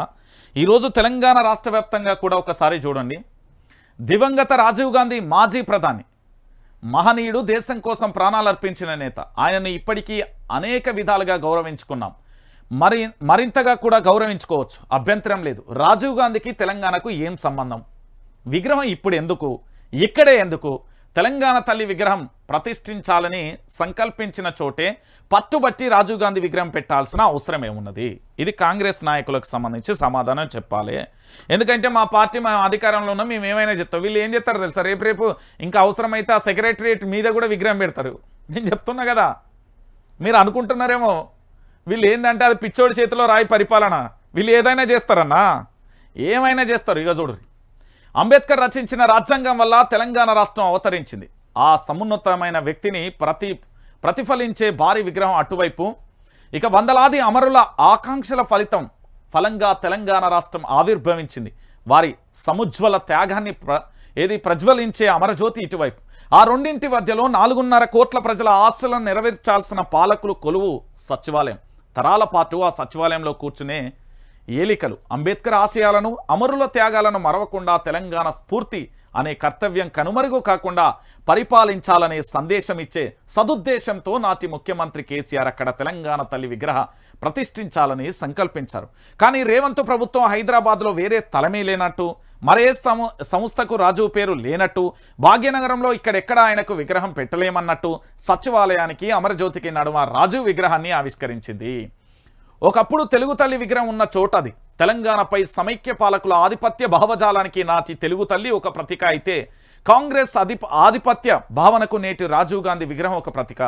తెలంగాణ ఆత్మను అవమానించి ఆత్మగౌరవాన్ని ఢిల్లీకి తాకట్టు పెట్టి పదవుల కోసం పాదాలకు మోకరిల్లే మనస్తత్వాల వికృత క్రీడ ఇది.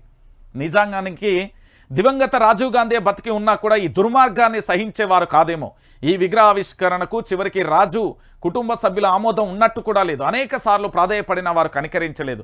సరికాదు కదా, కనీసం అభినందన సందేశమైనా పంపలేదు. మరికెందుకు ఇంత తాపత్రయం అంటే, మరి దేనికోసం ఆత్మవంచన అంటే, 4.5 కోట్ల ప్రజల మనస్సంకల్పాన్ని, పోరుగడ్డ తెలంగాణ బిడ్డల గరిమను అవమానించమే ఈ ప్రయత్నం ఎందుకు? 10 ఏళ్లు పదిలంగా కాపాడుకున్న తెలంగాణ జ్వాలను 10 నెలల్లో ఆర్పేయాలన్న ఆరాటం ఎవరి ప్రయోజనాల కోసం అనేది కూడా చెప్పాల్సిన పరిస్థితి ఉంటుంది ఈరోజు. ఇగో చూడు, కంప్యూటర్ పుట్టించిందే రాజీవ్ గాంధీ. ఆయన కంప్యూటర్ను పరిచయం చేయకుంటే ఐటీ శాఖ ఎక్కడిది? కేటీఆర్ ఐటీ మంత్రి కాకపోతుండే. వీళ్ళకి తెలియదు తెలంగాణ రాష్ట్రాన్ని కేసీఆర్ దేకపోతే మరి వీళ్ళ బతుకులు ఎక్కడి? ఈరోజు వీళ్ళు మంత్రులు, ముఖ్యమంత్రులు అనుకునే వీళ్ళ బతుకులు ఎక్కడి? ఇక చూడుర్రి, తెలంగాణకు సంబంధించి ఇక వీళ్ళు ఎట్లా చేస్తున్నారు, ఏం కథ అనేది తెలంగాణ ప్రాంత బిడ్డలందరూ కూడా దయచేసి ఆలోచించాలి. ఇది తెలంగాణ రాష్ట్ర వ్యాప్తంగా ఈరోజు పూర్తి స్థాయిలో జరుగుతుంది. ఇక చూడుర్రి, తిప్పర్తి శివారులో D40 కాలువ వద్ద ధర్నా చేస్తున్న వివిధ గ్రామాల రైతులు. నీట మునిగింది 500 ఎకరాలు, నీళ్ల లేక ఎండుతున్నది 50,000 ఎకరాలు. సూర్యాపేట జిల్లాలో వరి సాగుకు కష్టాలు. ఖమ్మం మంత్రుల నిర్వాకంతో కాల్వకు గండి. వరద తాకిడికి నిండా మునిగిన పంటలు. నేటికి చోద్యం చూస్తున్న నల్గొండ మంత్రులు. కాల్వ గండి పూడ్చేందుకు సర్కారు మీనమేషాలు. ఇప్పటికే పొలాలకు నీళ్లు రాక 12 రోజులు. మరో 3 వారాలైతే ఎడమ కాలువకు నీళ్లు కష్టమే. నెర్రలు బారిన పొలాలు, ఎండుతున్న పంటలు. ఈ చూడు రాదుర్రి, ఈ జయరాదు సోయింటే ఏమన్నా మంత్రులకు ఏమన్నా సోయింటే జయరాదురి. మీరెందుకు ఎత్తలే? మీకు కావాల్సింది ఒకటే, ఎట్లా సంపాదించాలి గింతే. ఇంతకు మించి ఏమీ లేదు. నేను చెప్పలేం. మంత్రుల కుతకుత, రేవంత్పై క్యాబినెట్ సహచరుల గుర్రు. ప్రభుత్వ నిర్ణయాల వెల్లడిలో ద్వంద్వ వైఖరిపై ఆగ్రహం. తమకు చెప్పేదొకటి, బయట చేసేది మరొకటి అంటూ ఫైర్. ప్రజల దృష్టిలో తమను చులకన చేస్తున్నారంటూ ఆవేదన. కీలక నిర్ణయాలలో భాగస్వామ్యం చేయట్లేదని మండిపాటు. మంత్రులుగా ఉండి ప్రయోజనం ఏంటని ఆవేదన. నేతల మధ్య అగాధంపై కాంగ్రెస్ వర్గాలలో జోరుగా చర్చ అంటూ కూడా చెప్పిన. మిమ్మల్ని ఎర్రి పుష్పాలను చేసిండు ఆయన. నేను చెప్తున్నా మంత్రులందరినీ ఎరిపుష్పాలను చేసేస్తాడు. ఈయన జిరాక్స్ కాపీ. మీరు అనుకుంటున్నారేమో ఆయన్నే అన్ని చేస్తాడు, తర్వాత ఏమీ లేదు. తెలంగాణ ప్రాంత బిడ్డలందరినీ కూడా ఏదో చేసినా అనే ఒక ప్రయత్నం చేస్తాడు తప్ప వాస్తవాలను మాత్రం తెలంగాణ ప్రాంత బిడ్డలకు చెప్పడినే. ఈయన ఏంది అంటే పరిపాలన ఎట్లుంటుంది అంటే ఒక రాజకీయ వికృత క్రీడ అంటాం చూడు, అట్లా చేసే ప్రయత్నం చేస్తాడు తప్ప అంతకు మించి ఇక్కడ ఏముండదు. తెలంగాణ ప్రాంత బిడ్డలందరికీ కూడా తెలవాల్సిన విషయం. దానికి సంబంధించి ఇంకేముంటుందండి? ఇక కొత్త రేషన్ కార్డులు దరఖాస్తులకు సంబంధించి వచ్చే నెలలో స్వీకరిస్తాం. హెల్త్ కార్డులు సైతం విడిగానే మంజూరు. ఈ 2 స్మార్ట్ కార్డుల రూపంలోనే మంత్రి ఉత్తమ్ కుమార్ రెడ్డి వెల్లడి. సూచనల కోసం ప్రజాప్రతినిధులకు లేఖలు. ఇక మంత్రి పొంగులేటి శ్రీనివాసరెడ్డి జలసౌధంలో కేబినెట్ సబ్ కమిటీ భేటీ.